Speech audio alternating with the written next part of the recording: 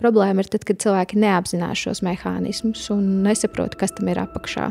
Šķiet, ka pasaule šobrīd skrien ātrāk nekā jebkāda pārmaiņas, izaicinājumi, nenoteiktība. Tā šķiet ir mūsu visu ikdiena. Zini, ja tu man jautātu, vai es gribu nodzīvot līdz 100 gadiem, un tagad man ir jāievēro kaut kāda diēta, vai es nodzīvošu līdz 90 gadiem, bet es baudu dzīvi, tad es labāk apēdu kaut ko. Bet fonā aug klusiņām cita problēma. Ko uzturs speciālists dara psihiatrijas un narkoloģijas centrā? Tu viens pats vari kognitīvi domāt, kad mēs visi esam super gudri un mēs visu kaut ko zinām, bet tas būs kognitīvā līmenī. Pandēmija, ko sauc par mentālās veselības grūtībām, ar ko ikdienā saskarās vairāk kā miljards, taču aiz katra skaitļa ir cilvēks ar savu stāstu, slimību, traumu, trauksmu, izdegšanu, kas bieži vien sēž un domā, kas ar mani notiek. Tāpēc, ka tur apakšā ir ārkārtīgi liela psiholoģija. Cilvēki nevis nezina, nevis negrib, vai viņiem nav disciplīna, bet viņi tiešām nevar.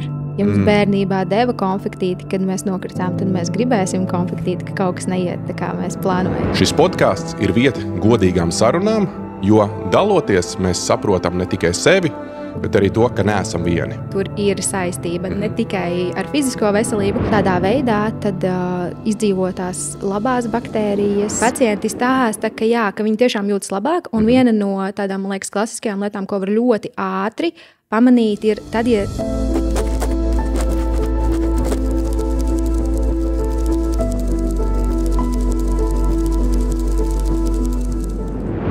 Inese, labrīt! Labrīt. Par cik pielāgojoties tavam dienas ritmam, šoreiz no rīta uzfilmēsim. Es baidījos no rīta filmēties, kā no rīta reizēm tāda tūska nedaudz sejā ir. Piedodiet mums. Nekas. Mēs parunāsim šodien par uzturu ļoti specifiskā jomā. Uzturs, kas ietekmē mentālo veselību, par cik mūsu podkāsts lielākoties ir par mentālo veselību, arī par fizisko veselību, bet par to, kā gal galā šajā saspringtajā laikā, kā mums prāts, ķermenis uz visu reaģē. Un es saprotu, vismaz skatoties tavu Instagram, ka tu īsti tā kā klasiska, tā sakot, uzturu speciālists. Nē, es kādu sev vairāk, teiktu, tu esi vairāk klasiska vai vairāk progresīva? Tāds jautājums uzreiz pirmais. Es teiktu, ka es esmu diezgan klasiska tādā ziņā, ka es strādāju tiešām ar tādām metodēm, kuras es varu apskatīties, ka ir pierādītas, un tomēr es strādāju ārstniecības iestādē, līdz ar to tādā ziņā man šķiet, esmu klasiska. Vairāk varbūt tas veids, kā es strādāju ar pacientiem, nav tik ļoti klasisks, un tas reizēm izbrīna pacientus varbūt, jo es neesmu tas uzturu speciālists. Tā kā es strādāju šajā mentālās veselības jomā, es nebūšu tas, kurš liks tos ieteikumus tā kā ļoti tādus strikta disciplīna, viss pēc plāna, tur ir jāatskaitās par visu. Es esmu vairāk uz tādu brīvāku pieeju, jo šie cilvēki parasti jau ir ļoti noguruši, depresīvi, izdeguši, līdz ar to tā pieeja varbūt man ir mazliet citādāka. Okay. Jo kāpēc es tev gribēju parādīt tā klasisko, jeb 70. gados taisīto ēdienu piramīdu. Un super. Šajā ēdienu piramīdā tur ir uzsvērts uz to, ka parasti viņas tur mainās, bet 30–40% ir graudaugi. Vai tas ir kaut kas tāds, kam tu piekrisi? Tāpēc arī uzdevu jautājumu, vai tu esi klasiska uzturu speciāliste. Tur ir 30–40% graudaugi, tad, ja nemaldos, apmēram 35% ir augļu dārzeņi, tad ir kaut kā 20% ir faktiski proteīns, kas ir olas, gaļa, tam līdzīgi, un tad vienmēr vēl kaut 5–10% ir atvēlēti, ja paredzēti pat vēl saldumiem arī. Man gan gribās teikt, ka šī nav vairs klasisks uzturu speciālists šo neieteiks, jo arī tad, kad es mācījos jau pirms gadiem 10, mums šo nemācīju. Tā piramīda jau bija pamainījusies. Apakšā ir šobrīd dārzeņi, augļi, un tur pat ir pieliktas fiziskās aktivitātes, un tur ir ūdens. Un tad nāk tie graudaugi, un laikam tad ir olbaltumvielas, kur, protams, arī var runāt, cik tas kam der. Šis te salīdzējums 70. gadi, ko es tev parādīju, un no 2010. gada. Vai tas otrs būtu vispārēji labāks, cik es saprotu? Jā, atkal ir nosacījumi, ja mēs runājam par tādu vispārēju vidēju cilvēku, tāpēc, ka protams, ka tad, kad šī 70. gadu uzturu piramīda tika izstrādāta, cilvēkiem bija daudz vairāk fiziskās aktivitātes, viņiem nebija ekstra visur aizbraukt ar mašīnu, viņi nesēdēja pie datora, līdz ar to tie ogļhidrāti arī patērējās. Un viņiem tā enerģija bija vajadzīga vairāk. Tie, kas varbūt vēl laukos strādāja, tad šobrīd pavisam noteikti ogļhidrāti nav pamatā, tāpēc, ka mēs viņus vienkārši neiztērējam. Un tas ir atsevišķi cilvēki, kuri ir ļoti aktīvi, kuri sporto, tad tur var domāt, ka varbūt tā piramīda ir citādāka, bet vispār, es piekrītu, ka tie dārzeņi, augļi, olbaltumvielas ir tā kā pamats vairumam cilvēku. Bet tas bija tāpēc, ka cilvēki kustējās vairāk, vai varbūt tās tomēr 70. gadi, pat man liekas 50. gados tas aizsākums, ir pēckara gadi. Un, ja mēs paskatāmies rīsi, tur lielākoties graudaugi, tad tas ir maize, miltu formātā, ļoti viegli uzglabājam. Arī, teiksim, kartupeļi, man liekas, tur ir uzzīmēti tam līdzīgi. Rīsi, graudi, milti, kartupeļi viegli uzglabājumi. Lēti arī salīdzinoši. Varbūt tās vienkārši kaut kāds nevarētu būt, ka tas drīzai tāds pēckara ēdiens, viegli uzglabājams ēdiens, un tad tā kā viegli pieejams un lēts ēdiens arī. Jā, arī. Jo es vienkārši domāju, ka, teiksim, šobrīd ir baigi forši iet lielveikalā, un tu vari nopirkt gan tur salātus un avokādo, kas no Meksikas atvesti, un oktobrī var nopirkt spārģeļus no Peru, teiksim, ka mums normāla sezona ir kas maija, jūnijas faktiski, jā. Tā kā, bet es vairāk gribēju no sākuma par tevi, cik es saprotu, tu esi studējusi RSU, un šobrīd darba vieta bija, kā bija tas jaunais nosaukums? Nacionālais psihiskās veselības centrs. Nacionālais psihiskās veselības centrs. Un paralēli tu vēl arī privāti, es saprotu, tev ir mājaslapa ineseliepiņašman.lv, sniedz konsultācijas, sniedz lekcijas, un lekcijas ir gan privāti, gan, teiksim, kaut kādām kompānijām arī, teiksim, jo grib salikt kopā ar ko kā tas darbojās.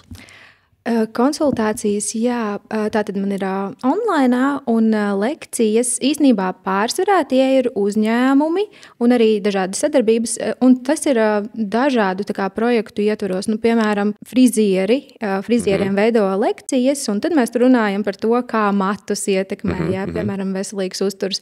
Tad savukārt ir kaut kādas šīs mentālās veselības tēmas, tad es esmu darbā lasījusi lekciju, tā kā lai saviem kolēģiem izstāstītu, ko es vispār daru, jo mēs visi sēžam katrs savā kabinetā, un īstenībā mēs arī nezinām, ko katrs speciālists dara. Tas var būt vienkārši vispārējai, protams, arī populācijai, lai informētu. Darbā tas ir tā kā psihiatriem, psihologiem, viņi arī ņem vērā, psihiatrs ņem vērā. Nosūtījumi ir ārkārtīgi daudz, Okay. Bet jāsaka gan, ka daudz joprojām nosūta ar tādām ļoti vispārīgām lietām, tur, piemēram, pacientam liekais svars, pacientam paaugstināts holesterīns, un mazāk varbūt ir tie, kuri ir tā pieņēmuši, ka tas uzturs ļoti ietekmē mentālo veselību, bet tas arī sāk mainīties. Un tieši tāpēc tas ir mans uzdevums arī doties darbā un pastāstīt, tad parādīt tos pētījumus un to informāciju, lai viņi arī varbūt mācās, jo skaidrs, ka nevienam nav laiks sakot visās jomās visam līdzi. Tāpēc īstenībā man ir vēl viena tāda bildīte, kas sagatavot, kas ir, ja kāds aizies tieši uz tavu Instagram profilu Ines Liepiņa, tad viņš redzēs vienu no piespraustajām bildītēm šādi, ko uztur speciālists dara psihiatrijas un narkoloģijas centrā. Un faktiski, tu tikko jau atbildēji, tikko atbildēji, ko jau tu dari, bet jautājums bija tāds, vai tas tik tiešām ir tikai klasiskās tēmas liekais svars, vai galu galā uzturs var ietekmēt mentālo veselību kā tādu? Zini, te man tāds stāsts iet 6 gadus laikam atpakaļ. Un joprojām, kad es pasaku īpaši, ka es strādāju Tvaika ielā, tad visiem liekas, ka es jokojos. Es vēl tikko biju Medbaltika izstādē, kur mēs arī runājam par uzturu pagātinātājiem, ar šiem izplatītājiem. Un es saku, maniem pacientiem vajag mazliet citu to omega-3 attiecību. Un viņi tā pajautā, kur jūs strādājat? Es saku, Tvaika ielā. Viņi tā pasmējās. Nopietni. Es saku, tas būtu tāds interesants joks, un es tiešām strādāju. Un tad man visu laiku ir jāstāsta cilvēkiem, pirmkārt arī tie ir cilvēki, kuriem vajag arī šīs vispārīgās rekomendācijas, un vispār tāpēc mani pieņēma darbā. Jo nosacījums noteikti pirms šiem 6 gadiem nebija. Tagad mēs ar uzturu uzlabosim mentālo veselību. Nē. Jo tas bija man tas galvenais jautājums, vai tad es saprotu, ka tas mērķis faktiski bija tevi ņemt kā klasisku uzturu speciālistu, tāpēc, ka jebkuram cilvēkam, arī kuram jebkāda mentāla vai psihiska rakstura slimības ir arī varbūt uzturu, problēmas, bet tajā pašā laikā es saprotu, ka tu šo 6 gadu laikā esi atklājusi, ka tur ir kaut kas vairāk. Tieši tā. Kas tieši? Precīzi. Strādājot, es, protams, meklēju paralēli informāciju, turpināju mācīties. Mums arī ir jāapmeklē obligāti kursi. Un es arī īstenībā diezgan ātri no pacientiem sapratu, ka tur ir saistība ne tikai ar fizisko veselību, bet ka pacienti stāsta, ka, jā, ka viņi tiešām jūtas labāk. Un viena no tādām, man liekas, klasiskajām lietām, ko var ļoti ātri pamanīt, ir tad, ja pacients sakārto savu dienas ritmu. Tad, kad tās ēdienreizes ir regulāras, kad viņš nenonāk pie tā, ka viņš jau ir izbadējies, pārēdās un tā tālāk, un arī, kad viņš nenonāk pie tā, ka tas sēdās saldumus, un tad tas cukurs ātri krīt lejā, un tad tas var pastiprināt to trauksmes sajūtu. Protams, mēs varam runāt arī par to, cik ir enerģija, ja cilvēks neēd vispār pietiekami. Tā kā tās bija tādas īstenībā ļoti vienkāršas lietas, kur arī strādājot ar šo klasisko uzturu, ja, es pamanīju, ka pacientu vispār tāda pašsajūta un enerģijas līmenis ļoti mainās. Un tas bija mans pirmais. Un tad, protams, ka klāt nāca arī tas, ka es sāku skatīties vienkārši pacientu analīzes. Sapratu, ka arī tur nav labi un loģiski, ka tas arī ietekmē. Ja pacientiem ir deficīti, ja viņiem nefunkcionē normāli vairogdziedzeres, ja viņiem ir insulīna rezistence, protams, ka viņiem arī liekais svars ietekmē to, kā mēs vispār funkcionējam. Līdz ar to šīs visas lietas tāda tā kā puzlīte likās kopā un joprojām liekas kopā. Jo ir viens izlasīt pētījumu, un tad otrs ir saprast, kas ir dzīvē un kā tas strādā dzīvē. Okay. Es saprotu, jo tu ieminējies par to, ka tādā asins analīzēs lielākoties, tie no deficītiem droši vien klasiskie, tas ir varētu būt kā D vitamīns zems, augsts cukurs, augsts holesterīns, tieši sliktais droši vien holesterīns. Kas vēl bija tas, ko parasti skatās, ir tas HB, A1C, kas ir tas ilgais. Kā tu izvēlējies tiešām virzienu tādu vispār? Es nerunāju par uzturu, bet es runāju tieši par iet strādāt, arī kā par sākotnēji klasisks uzturu speciālists Tvaikielā. Es nezinu, man nav joprojām atbildes šo jautājumu. Es pabeidzu. Tev kaut kā ieteica, vai tas tikai gāja uz interviju speciāli uz turieni? Jā, es speciāli gāju. Es ieraudzīju vakanci, un man likās, ka šitais būtu traki pamēģināt, jo man, protams, bija mazliet bail. Es biju prakses, bet studiju laikā es biju arī Tvaikielā un visur, un īstenībā man bija diezgan traumatiska pieredze, jo mūsu veda, man liekas, mums izvēlējās visakūtākos pacientus un mūsu veda uz nodaļām. Līdz ar to man tas iespējas bija pilnīgi citādāks nekā es šobrīd strādāju, bet es domāju, labi, izklausās tā diezgan traki, varētu pieņemt kaut kādu izaicinājumu dzīvē. Un es aizgāju vienkārši paskatīties, ko viņi meklē, kas tur ir nepieciešams. Un īstenībā es aizgāju, un bija ļoti forša atmosfēra, bija ļoti jauka intervija, un es domāju, ka es pamēģināšu, un tā es tur esmu arī palikusi. Ko tu pieminēji, arī klausījos, ka tādas lietas kā, teiksim, tur dienas ritms, cik es saprotu, kāda ēd, ka našķējies pa vidu, man tās viss izklausās pēc tādām, man bērniem parasti tā jāstāst. Nāc pāri, pulkstenis jau tik un tik, vai nerīt tos saldumus iekšā. Vai tas ir pieaugušiem cilvēkiem arī aktuāli? Te mums ir jāatcerās, ar kādiem pacientiem es strādāju. Tā ir depresija. Tas ir cilvēks, kurš nevar varbūt vispār no gultas piecelties. Tad, kad viņam paliek mazliet labāk, viņš tā kā atgriežas tajā dienas ritmā, bet savā ziņā viņam ir jāmācās no jauna viss. Tie ir trauksmaini pacienti, kuri labprāt, starp citu, ļoti bieži sevi nodarbina.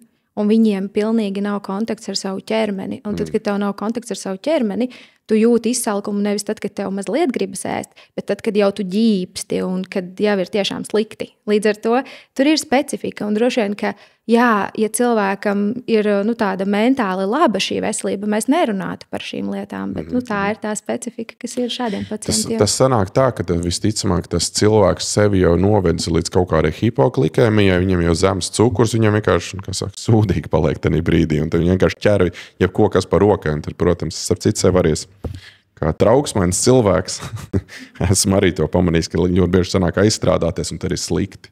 Jā. Bet no kā ir jāizvairās cilvēkiem, kuriem tendence, teiksim, uz trauksmi, uz depresiju, varbūt kaut kādu bipolārie traucējumi, šizofrēniju, ir kaut kādas, teiksim, ēdieni, piedevas, jebkas, ko cilvēki mūsdienās tā kā regulāri ēd, kas ir tā kā norma, no ko vajadzētu izvairīties? Jā. Nelietot tātad. Es domāju, ka tā viena lielā produktu grupa, pilnīgi neatkarīgi no tā, kāds ir uzturs vai ievēro kaut kādu diētu vai nē, ir ultrapārstrādāti produkti.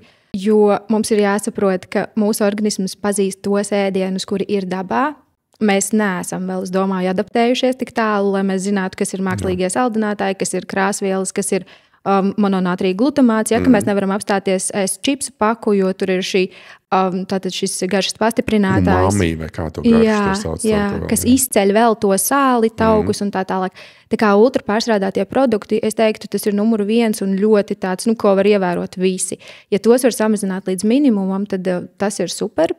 Protams, arī cukurs, un cukurs ir īpaši lielos daudzumos. Ja tas būs tur arī tā kā šajā uztura piramīdā, pat ja tā būs tā mazā daļiņa, kur ir tie 5%, lielākajai daļai cilvēku nekas nebūs no tiem 5%, bet tas, ko es redzu praksē, ka reizēm saldumi un kaut kādi pārstrādāti produkti ir pat puse no uztura, un tad ir jādomā gan par to, kas notiek, tad, kad organismam šis viss ir jāpārstrādā, tātad tā ir slodze, un viņš par to nedabūna to savu algu. Ja, tas ir tā kā strādāt pa brīvu. Mēs viņu ar ko neatalgojam, tāpēc, ka viņš strādā, bet tās uzturvielas, ko paņemt, ir ārkārtīgi maz. Un līdz ar to tur veidojās deficīti. Mēs uzņemam, protams, tādā veidā pārāk daudz kalorijas, un tad arī ir liekais svars un viss pārējais. Viena no pēdējām lietām, ko es dzirdēju, tāda interesanta, tāds labs rezumē, jeb tāds kopsavilkums ir, kas tad īsti ir slikts ar mūsdienu uzturu, īpaši rietumu pasaulē, ir angliski SOS, Latvijas būtu SEC, sāls, eļļa, cukurs. Visi trīs kā rafinēti, dabā neeksistējoši produkti. Ja mēs paskatāmies, ir tā, ka sāls dabā kā tāds neeksistē. Viņš tiek, tas jūras sāls, viņš tiek reducēts no jūras ūdens. Ja tas ir tur kalnu kaut kāds tur Himalaju sāls, viņš arī tiek ekstrahēts no krietni iežu daudzuma. Ja tā ir eļļa, mēs runājam arī, kuras eļļas viņas tiek vai izspiestas, vai pat sviests galā. Tas ir piens, kas pēc tam tiek par krējumu un izkults ārā. Un tas pats ar cukuru vispār, vai tas ir vienalga cukuru bieži, cukuru niedru, cukurs, un viņš tiek reducēts no kaut kā. Līdz ar to tā trīs dabā neeksistējoši produkti, kuri tiek pievienot klāt mākslīgi ēdienam, padarot viņu faktiski jau saknē mākslīgu. Sanāk tā, ka beigās šīs trīs lietas nekādā veidā nedod mums nekādu labumu cilvēku ķermenim. Es, protams, malā gribu nolikt tur olīveļu un dažādas tur, bet teiksim, savā būtībā. Un ka vienīgais, ko viņi dara, ir stimulē dopamīnu cilvēkam. Cilvēks beigās viņš ēd nevis ķermenim un zarnu mikrobiomam un savai kopējai darbībai, bet vienkārši, lai savā veidā sevi izklaidētu. Jā, protams. Es nezinu, vai par sāli to var teikt, tāpēc, ka sāls droši vien, ka to nervu sistēmu mazāk ietekmēs, un arī kaut kādos nelielos daudzumos viņš, nav tā, ka viņš nav vajadzīgs. Es domāju, ka padara garšīgāku ēdienu. Jā. Jo, teiksim, gaļu vai, teiksim, jebko, tur pieliek sāli vai neliek sāli, kaut tā, jo tieši paši čipši, ja viņam tas sāls klāt, vai, teiksim, kaut kā nesen man nācās interesi pēc, es pamēģināju tos saucamos garneļu čipšus, ko no garneļiem, ka pats uzstājas. Viņi negaršo pilnīgi nekā kā veikalā, jo viņi bija vienkārši bezgaršīgi. Jā, tādā ziņā. Tā viņi arī mājās netika apēsti. Viņi jau tika cepta augstu polifenolu olīveļā, kas it kā ir laba fritēšanai, bet tā augsta polifenolu olīveļa ir ārkārtīgi rūkta. Līdz ar to viņi paliek tieši vēl rūkti. Un es vienkārši domāju, ka faktiski neēdams produkts, ja viņam būtu klāts sāls, ja viņam būtu klāt vēl tur kaut kāds visādi garšu vielas, mononātrija glutamāts, tam līdzīgi. Jā. Tā mēs likt to visu iekšā.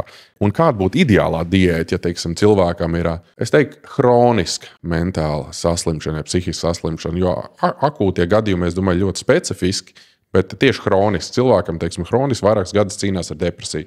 Lieto antidepresantus, teiksim, cilvēkam ir trauksmes, varbūt tās par bipolārie traucējumi. Kāda būtu tāda ideālā diēta? Nevaru nosaukt vienu. Okay. Ļoti atkarīgs no cilvēka, bet varbūt viena lieta, ko es varētu pateikt, ka tā ir tāda diēta, ko tas cilvēks var ievērot ilgstoši. Okay. Tā tad mazāk diēta, vairāk tāds dzīvesveids drīzāk. Jo ir ļoti liela starpība, vai mēs ievērojam kaut kādu ideālo diētu mēnesi, tad tie ieguvumi tieši arī būs uz mēnesi vai uz 2, ja, un tad atgriežas atpakaļ pie parastās klasiskās diētas, un tie ieguvumi vienkārši vairs nav. Līdz ar to ir svarīgi piemeklēt katram pacientam to un cilvēkam to diētu, kā mēs varam ēst tiešām ilgtermiņā, un kā mēs varam iedomāties sevi, ja, tā kā ēdot, teiksim, gadu un 5. Un vārds ideālā ir tāds, labāk varbūt ne tik ideāla tā diēta, bet tiešām piemērota un uzturama, jā, tieši tā. Ok, bet es sapratu un pilnībā piekrītu atbildē, bet, teiksim, ja mums būtu iespēja ielikt tur grupiņu ar cilvēkiem, nezinu, kosmoskuģī, jo tur pasaulē, es tagad iztēlojos, viņi brauc un teikt, katram ir uz datora jāsaprogrammē viņa ideālā atkal izmantoju to vārdu, bet jāsaprogrammē viņa, teiksim, tas uzturs tā, lai viņš maksimāli pabarot un ka katrai kalorijai ir jācīnās par savu vietu organismā. Tad kādas būtu tās galvenās kaut kādas grupas, kurām tomēr būtu jādominē? Pirmkārt, noteikti augu izcelsmes produkti, kas ir augsti ar polifenoliem, ar uzturvielām. Tad noteikti nāktu klāt ļoti kvalitatīvas olbaltumvielas, kas ir visvieglāk laikam būtu ar olām, liesu gaļu, varbūt kaut kādiem mazliet skāpienu produktiem, lai tie ieguvumi būtu maksimāli. Un es domāju, ka nelielos daudzumos arī pilngraudu produkti, kvalitatīvi, bioloģiski audzēti, ja mums ir katra tā uzturviela un kalorija svarīga. Un arī droši vien kvalitatīvi tauku avoti nelielos daudzumos. Tās ir veseli produkti vēlams, ja, kad arī tur ir rieksti, sēklas. Un ideāli, ja tas viss ir sezonāls, jo sezonālos produktos būs visvairāk uzturvielas. Līdz ar to tā būtu tāda ideālā kombinācija. Nedaudz novirzamies no tās tēmas, bet es tieši par šo ļoti daudz domāju, ko vispār pēc idejas Latvijā mēs dzīvojam šajā ziemeļklimatā. Un es atceros, ka bērnībā es nedomāju, ka mēs dzīvojam ziemeļvalstī, tikai vēlāk, kad es sāku ceļot, sapratu, ka mēs dzīvojam ziemeļos, ka mēs reāli dzīvojam ziemeļos, ka mums ir pilnīgi normāli, ka mums septembra beigās jau varbūt tur 2 grādi no rīta un tam līdzīgi. Un, ko teiksim Latvijā ziemā, ko lai ēd? Jo mums sezonāli nekāds vairāk nav. Visi tie augļi, dārziņi, kas tiek ievesti, vai arī tie, kas tiek siltumnīcās audzēti, tas nav tas pats. Mēs zinām, ka vasaras tomāts no siltumnīcas smaržo un garšo pavisam savādāk kā lielveikala tomāts janvārī. Precīzi, jā. Un, man liekas, ka Latvijā to sezonalitātes principu var ievērot kādus 9 mēnešus gadā. Jā, un tad mēs pieļaujam kaut kādas atkāpes, kas ir varbūt tiešām tie mēneši, man liekas, ziemas beigas, pavasara sākums, kur tiešām ir ļoti maz, bet tad arī var kaut ko tomēr atrast. Tās ir vēl kaut kādas saknes, kas ir saglabājušās. Tie ir, piemēram, pagājušo gadu visu gadu bija āboli. Šogad droši vien nebūs, jo viņi vienkārši ļoti ātri sāk gatavoties, un tagad jau sāk beigties daudziem. Ja? Bet tā tad ir kaut kādi produkti. Skābie kāposti, super, perfekts produkts, jā.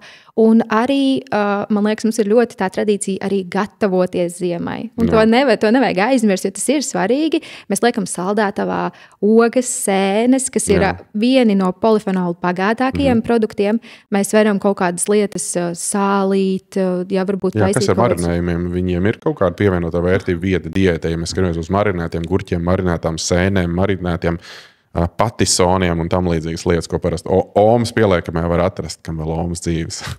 Jā, zini, kā nav jau tā, ka viss pazūd. Protams, ka tie vitamīni pazudīs un kaut kādas lietas tur vairs nebūs, bet antioksidanti saglabājas, šķiedrvielas saglabājas. Jā, tā kā savā ziņā kaut kādās reizēs var arī tādus produktus iekļaut. Jāņem gan vērā, ka tur ir tomēr diezgan daudz sāls. Un cukurs arī liek jaunajās marinādēs. Bieži vien cukurs, jā. Tas noteikti nav tāds pamats, bet to var iekļaut. Bet par to pārējo gada laiku runājot, mums ir ļoti daudz sezonālu produktu, kurus var izmantot. Jautājums ir, vai viņus mēs neesam aizmirsuši, jo tās pašas saknes mums ir, kurš rutkus ēd, kurš ēd kohlrābjus ikdienā, kurš ēd bietes, ķirbjus. Jā. Mums ir šobrīd ir tas laiks, kad, es domāju, vēl diezgan ilgi ziemā būs atrodami šie produkti, un tie ir mūsu vietai raksturīgi un sezonāli. Bet viņi nespēja konkurēt ar kebabu un suši, tur ir tā problēma. Bet es prasīju par ideālo diētu. Es domāju, ka tas šeit kebabs un suši īsti nav par smadzeņu veselību konkrētāk. Ja mēs runājam par diezgan kāpjot šo tendenci ar Alzheimeru, demenci, Parkinsonu, kādas ir tur, teiksim, tās kaut kādas pozitīva efekta veicinošās lietas, kas būtu jāuzņem uzturā, un tieši otrādi atkal no kā jāatsakās. Es domāju, par to atteikšanos, nav jēga atkārtoties tie ultra pārstrādātie un cukurs, bet par to, kas ir tas, kas veicina kaut kādu labumu. Šobrīd ļoti, man liekas, tāds aktuāls lauciņš, šīs neirodeģeneratīvās slimības ļoti tiek pētītas. Tas gan nav mans lauciņš, man jāsaka godīgi, bet tas, ko es esmu redzējusi, tas ir šis arī tāds veselīgs, pilnvērtīgs uzturs, pietiekams uzturs, un no uzturvielām, ja es tagad nejaucu, jo mans lauciņš vairāk ir depresija, trauksme un šie garastāvokļa traucējumi, bet man šķiet, ka tur arī bija gan pietiekami šie vitamīnu līmeņi, tiek pētīts ļoti B grupas vitamīni. Arī šobrīd ir pētījumi par to, kā homocysteīns, kas it kā ir mums Latvijā, viņš analīzēs, ir pie sirds iekaisuma rādītājiem. Viņš šobrīd ļoti tiek pētīts mentālajā veselībā. Nav vēl skaidra tā saistība, bet tā kā tas ir rādītājs, kas parāda vispār visus metilācijas ciklus. Metilācija ietekmē gan mūsu DNS ekspresiju, kā mūsu gēni uzvedās, gan arī to, kā neirotransmiteri veidojās un kā vispār tas smadzenes funkcionē. Līdz ar to tas ir tāds viens lauciņš, man liekas, kuram es sekoju līdzi. Ja, un tam homocysteīnam to ietekmē tieši šie B grupas vitamīni, visvairāk, tas tāds galvenais. Tā kā tie noteikti omega-3 augstskābes, kas Parastiem mirstīgiem es ļoti labi zinu par homocysteīnu, kas ir blakus produkts vilmaiņai un kas, ja viņš ir pārliek liels, viņš kairina iekšējo endotēliju asinsvadiem, līdz ar to viņš var arī, starp citu, idiopātiski paaugstināt asinsspiedienu veidot, ka cilvēks nesaprot, kas viņam pa vainu, bet viņam visu laiku iekšā kairināms. Bet varbūt tās klausītājiem tika pastāstīta, kas īsti ir metilēšana, ja metilācija, un kas ir homocysteīns un kā tas viss notiekās. Homocysteīns ir tas, kas rodas metilācijas procesos, un kuram pēc tam ir tur arī jāatgriežas. Tur ir tāds aplis, pa kuru tas iet. Bet, lai tas homocysteīns tiktu pārstrādāts, tur ir nepieciešams vairākas uzturvielas. Un tie ir gan B grupas vitamīni, tas ir arī holīns. Tas ir trimetilglicīna arī. Jā, tā tad ir šīs uzturvielas, kuras tātad ir nepieciešamas, lai tas pārstrādātos un lai asinīs homocysteīns nebūtu pārāk augsts. Viņš nedrīkst virs 14, man liekas, būtu tajās klasiskajās asins analīzēs. Tas ir ļoti augsts jau skaidrs. Ir viens, kas asins analīzēs parādīs. Ir viens, kas ir parādīts ar sarkanu asins analīzēs. Tas jau nozīmē, ka tas ir tiešām pa augstu. Bet ir otrs, kas ir tomēr tāds optimāls. Un es teiktu, ka līdz 10. Vairāk, līdz 10, jā. Es man bīrēju 14 intensīvi trenējoties triatlonā, un tad faktiski padzerot B vitamīnus un trimetilglicīnu, tagad TMG parasti 3 burtiņu viņam, un tad dabūjam līdz 10 lejā. Diezgan ātri pat, ja godīgi. Tas efekts bija, varbūt tas kaut kā no pārslodzes vienkārši tik tiešām kaut kāds deficīts sāk veidoties uzturā. Jā, noteikti. Tāpēc, ka B grupas vitamīni tiek iesaistīti ļoti daudzos procesos, arī enerģijas ražošanā un ļoti daudz trenējoties. Tātad vienkārši tā vajadzība ir lielāka un tur var rasties deficīti. Ļoti daudz trenējoties arī ļoti apetīti aug. Un te gribās tāds kūks un saldums, ka tu atnāc no 3 stundas gara treniņa un tu redzi savā pulksnī, ka tu esi nodedzinājis vairāk kā 2000 kalorijas. Tev ir tāda visatļautības saruna, ka es drīkstu to tiramisu, es drīkstu to kūku ēst. Bet jā, tur jau nekā vērtīgi iekšā nav, tikai tukšs cukuri. Un tālāk tad homocysteīnu mēs izrunājam par metilēšanu, metilāciju. Kas tas par procesu ir, lai cilvēki saprot? Lielākā daļa, es domāju, nav dzirdējuši vienkārši par tādus vārdus. Labi, es mēģināšu pēc iespējas vienkāršāk. Es arī neesmu nekāds bioķīmiķis, bet tas princips ir tāds. Es pat nezinu, ar ko lai to salīdzina, bet, lai notiktu kaut kāda reakcija, ir nepieciešama šī metilgrupa. Un tad viņa pievienojas, un tad sākās šis process.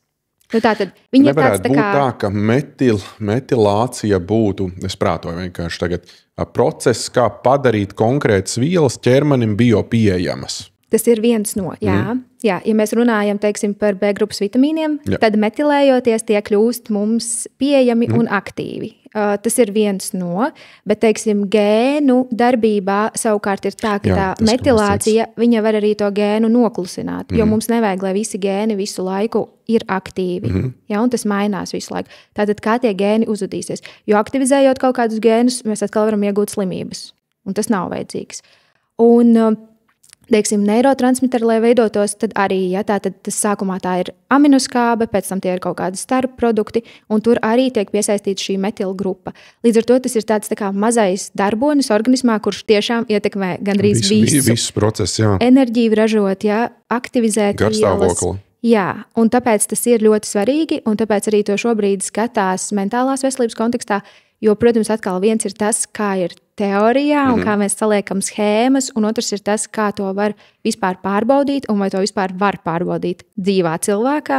Tas ir sarežģīti jau. Man patīk, ka jūs laiku klausītājiem tika paskaidrot, teiksim, kas ir tie termini, teiksim, neirotransmiteri. Neirotransmiteri tie ir, kas veidojas gan smadzenēs, gan zarnu mikrobiomā. Neirotransmiteri tādi pazīstamākie 4 laikam būs serotonīns, vai ne? Garstāvokļa stabilizētājs, dopamīns, kas savukārt kaut kādus, lai tu virzītos saviem sasniegumiem, kas tev atalgojumu dod. Un oksitocīns būtu jāpiemina arī. Tas tā kā vairāk ir tuvības sajūta un tam līdzīgas. Un tad endorfīni, kas laikam vienkārši tā vienkāršākā laimes sajūta. Vēl kaut ko es piemirsu? Vai tie tādi? Es nezinu, droši vien mazāk runā, bet man liekas, ka GABA ir arī ļoti svarīgs, kas ir tas nomierinošais. Kā viņi sauc, kaut kā GABA butric acid, kaut kas tam līdzīgs, tauks, sviestskāba vai kaut kas tam līdzīgs. GABA aminosviestkāba, man šķiet latviski. Jā. Tā kā tas arī vēl tāds ļoti nozīmīgs. Vai kādu no tiem var uzņemt uzturbagātinātāju formā? Droši vien, ka var, es neesmu pārliecināta, bet tā problēma ir tāda. Piedāvā, GABA var it kā nopirkt veiklā. Bet problēma ir tā, ka mūsu gramošanas traktā viņš sadalīsies. Un serotonīns, cik es saprotu, īsti uzņemt nevar, bet serotonīnu var uzņemt lietojot uzturā produktus, kuriem ir augsts triptofāna saturs. Jā. Triptofāns, kas ir, cik es saprotu, retākā no visiem proteīniem, vispār visā pasaulē visretākais. Un viņš triptofāns, kur ir pārsvarā, ir gaļas produktos, vai ne? Jā, gaļas, olas, man šķiet arī zivis. Tādi klasiskie olbaltumvieli, kur ir daudz olbaltumvielas, tur būs parasti arī tomēr tas triptofāns. Un jā, tā ir izejviela, lai vispār varētu veidoties serotonīns. Un serotonīns arī ir tas, kas ir galvenais mehānisms antidepresantos, vai ne? Serotonīns viņš tiek tā kā reciklēts, ir saiklots, kā varētu pateikt. Jā, tā kā tie antidepresanti strādā uz serotonīna receptoriem, bet es neņemšos šo komentēt. Okay, nē, es vienkārši sāku par to prātot, vai nav tā, ka teiksim, pareizā olbaltumvielu uzņemšana varētu novest ir teorētiski. Protams, ja cilvēkam nav bojāta kaut kāda fundamentāla mehānisma galvā, ka tu vari ēst, ko grib, tur nekas nemainīsies. Tas varētu novest vienkārši pie labāka garstāvokļa. Kaut kāda veiksmīga pieredzes stāsti no tavas darba vietas strādājot ar cilvēkiem, kuriem ir mentāls problēmas. Tu iepriekš jau minēji, ka tu specializējies konkrēti uz trauksmēm, depresijām, uz klasiskākām, tā kā izplatītākām un šobrīd arī ļoti aktuālām un augošām problēmām. Klasiskākie veiksmes stāsti, kur tev izmainot, teiksim, cilvēku uzturu, konsultējot viņu tajā arī dienas ritmā, ko mēs iepriekš runājām, ir kaut kāds bijis vērā ņemams tiešām foršs tāds rezultāts. Jā, man laikam tas sākumā tad mazliet jāpastāsta par savu darbu arī ir, jo vislabākie uzlabojumi mums parasti ir dienas stacionārā. Dienas stacionārs ir vieta, kur cilvēks nāk mēnesi, katru dienu tā kā uz darbu. Un tur viņam ir dažādas terapijas. Un pēc tam naktī viņš dodas mājās, viņš nepaliek. Jā, viņš dodas mājās. Viņš atnāk uz dažām stundām, kā kuru dienu. Parasti tur ir, 3 līdz varbūt 4-5 nodarbības. Un tur ir tā, ka tad viņš strādā ar dažādiem speciālistiem. Pirmkārt, šis pacients ir psihiatru uzraudzībā, tad viņam ir psihologs, viņam ir fizioterapeits, ergoterapeits, mākslas terapeiti dažādi. Tātad tur ir mūzika, mākslas, vizuālās mākslas terapija, drāmas terapija. Deju kustību terapija un uzturu speciālists. Un kas notiek ar šādiem pacientiem ir vienkārši, man tiešām reizēm liekas, ka tas ir kaut kāds brīnums stāsts, jo viņi to mēnesi tiešām ļoti intensīvi nostrādā, viņi iegūst prasmes atbalstu un tiešām izmaina savu ikdienu, un tur arī mēs redzam ļoti labus uzlabojumus. Tikko man pagājušo nedēļu atnāca tieši viens pacients vīrietis pēc dienas stacionāra, kuram iepriekš bija alkohola lietošanas problēmas un depresija. Viņš gan to alkoholu bija pats jau atmetis, bija jau uzsācis ceļu, bet tad viņam tomēr tā depresija saglabājās un skaidrs, ka tas organisms arī tik ātri neatjaunojas, jo viņš ir ilgstoši bijis tādā slodzē, un ar deficītiem, protams, arī. Bet viņš atnāk, man šķiet 2 mēnešus pēc dienas stacionāra, viņš bija sācis iet uz sporta zāli. Viņš teica, saldums ir samazinājis 3 reizes mazāk viņam šobrīd ir, jo tur tiešām bija katru vakaru. Viņš jūt, ka viņš darbā tā kā fiziski var visu kaut ko izdarīt daudz vieglāk, viņam vispār enerģija ir super daudz, un viņš bija jau samazinājis svaru par 7 kilogramiem. Pats. Tas bija pats jau, ja tas nebija pat dienas stacionāra laikā, ka kāds viņu pieskat, viņš bija aizgājis. Tātad šis efekts mēs redzam, ka ir arī paliekošs. Mums ir pacienti, kur atnāk pēc gada un saka, ziniet, man bija ļoti labi, es tā kā gribu vēl mazliet īstenībā jautājums, vai ņemt šādus pacientus, bet no otras puses šīs ir tāds sanatorija apmēram reiz gadā. Jā, Bet, zini, mēs tā kā mazliet arī par to profilaksi sākam domāt, tie resursi ir ārkārtīgi ierobežoti, bet man šķiet, ka ja tas pacients atnāk tajā brīdī, ka viņš tā kā, man mazliet paliek sliktāk, tas ir superīgi, jo tas resurs varbūt, kas ir jāieliek, būs mazāks nekā tad, kad viņš jau atnāk un viņš ir atkal savā zemākajā punktā.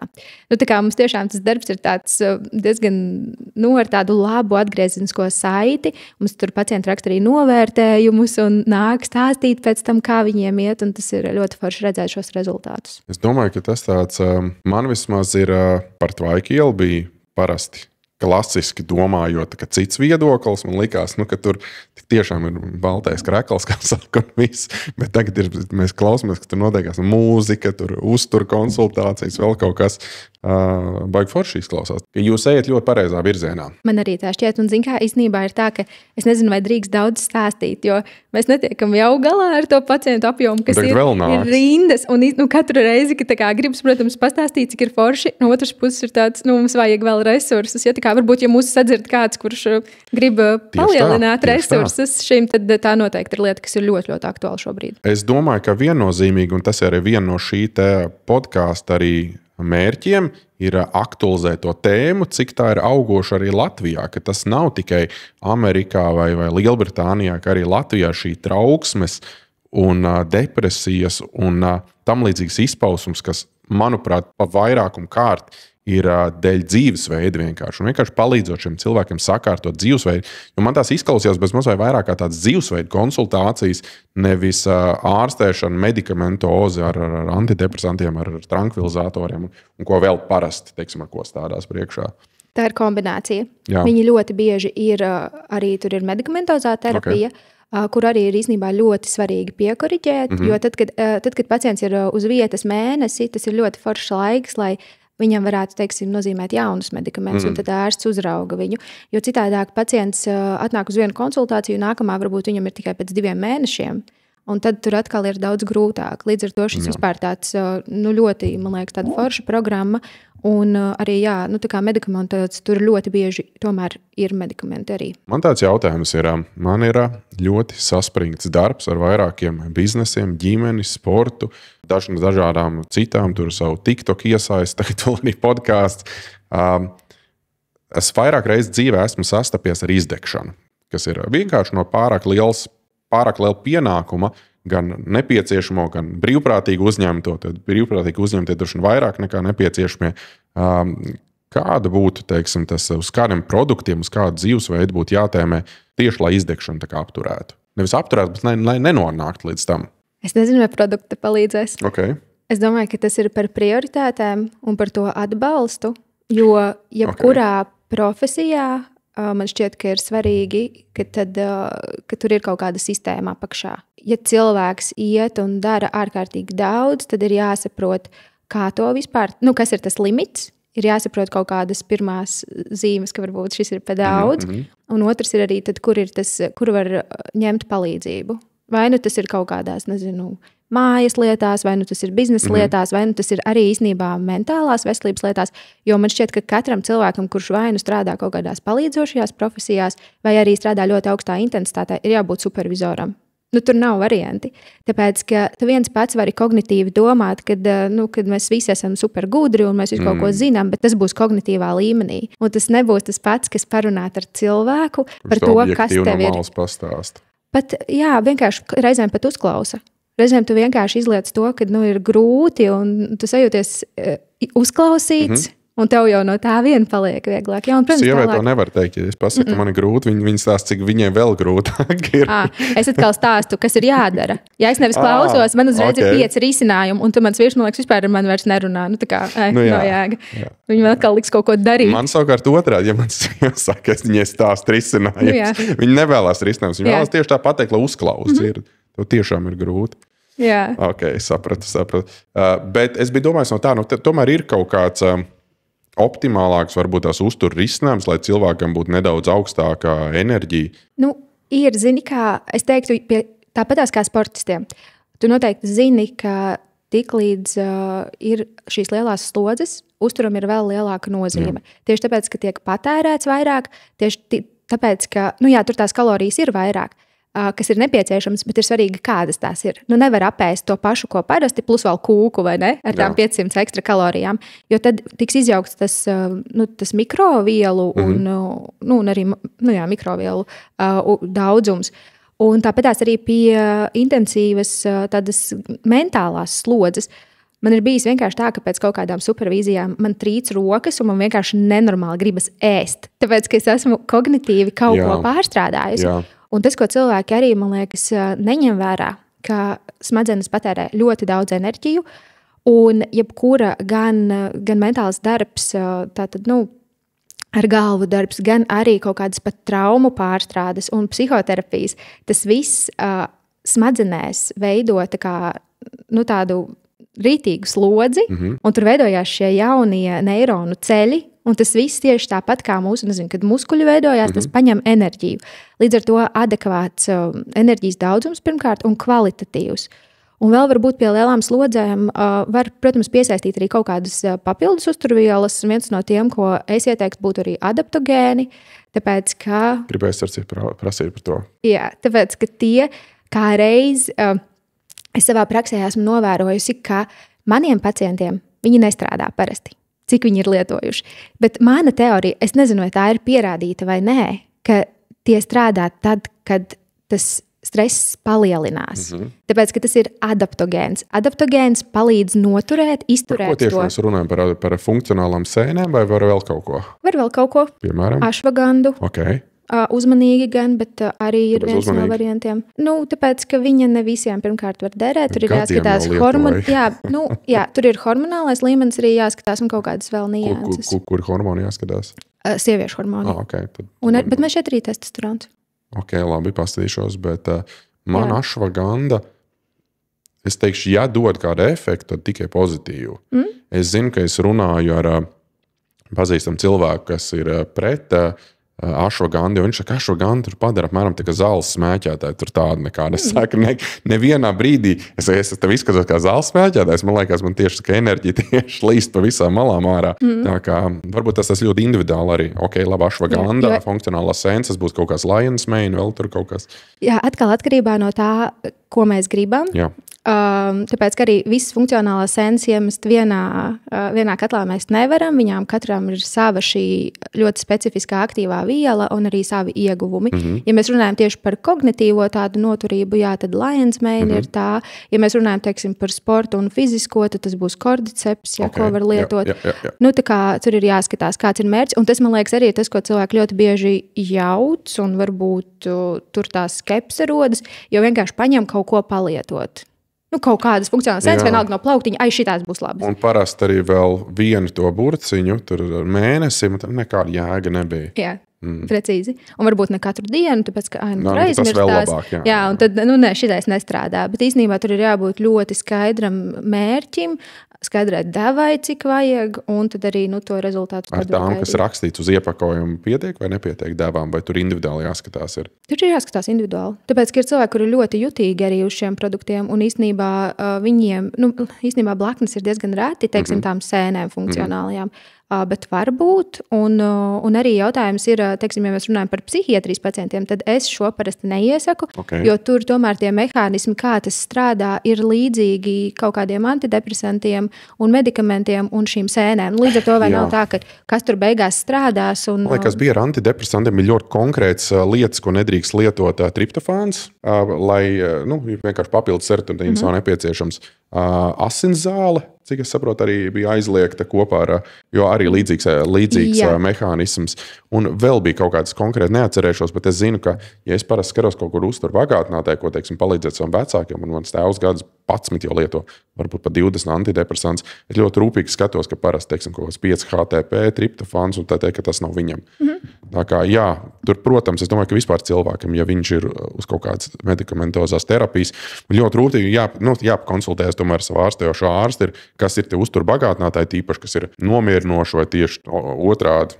Jā, funkcionālas sēnes, ko lietot.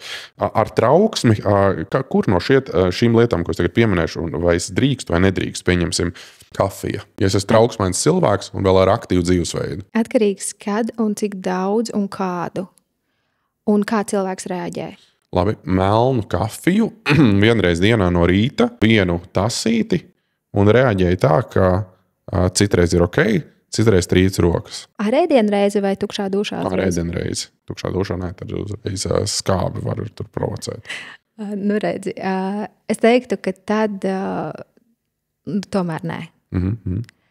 Jo ir arī tas dažas reizes provocē trauksmi, tas jau ir tāds, kad tomēr tas organisms reaģē. Ir cilvēki, kuri var izdzert kafiju un aiziet gulēt. Jā, zemo asinsspiedienu. Man atkal ģimenē ir tā, ka sieva ar 3 kafijām sāk rīt tikai. Ja needzer kafiju, tad spiediens 90 uz 60, kā tam līdzīgs. Es, protams, saprotu, kā var dienu sakt 90, 60. Man ļoti nomierināties, lai ir tāds foršs 120 uz 75, teiksim, no rītā pamosties visi foršu dienu priekšā. Un parasti, ka pie ārstiem savukārt iet, ja man nāk virs asinsspiediena mērītājs, tad nemēriet, nav jēga. Man liekas, tas fakts, ka es esmu šeit jau, teiksim, pie ārsta atnācis, jau ir pietiekoši stimulējoši. Bet savukārt, ja mēs to izmainām pret mača stēju, pieņemsim, kur ir kā teanīna, arī kā mazliet kofeīns ir, tur es nejūtu tādu efektu, tur visi forši. Un tu vari darīt tā, ka tu to teanīnu pieliec klāt kafijai, kā uzturbagātinātāju. Okay. Un tev būs tas pats efekts. Sanāk, ka teanīns var palīdzēt izbalansēt kofeīna efektu? Ok, to es neesmu mēģinājis.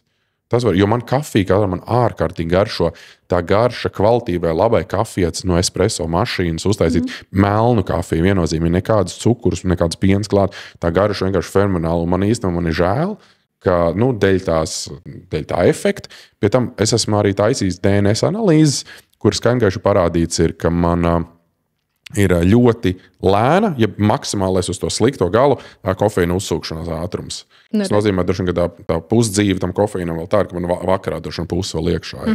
Redz, jā, un te tās arī gēnu testi ļoti labi parāda, jo cilvēks jau netic, kamēr nav uzskatāms pierādījums, vai neliekas, ka šoreiz varbūt nebūs, šodien var izdzert. Bet, tad tiešām ieraugot to, tad arī ir izskaidrojums. Bet, es teiktu, apkopojot, ka tas ir jāskatās ļoti individuāli par to kafiju, bet es neiesaku, man liekas, nevienam viņu tukšā dušā un melnu, tā uzreiz no rīta. Tas gan ir tāds diezgan agresīvi. Tāds, ļoti... Kuņģim vai ķermenim?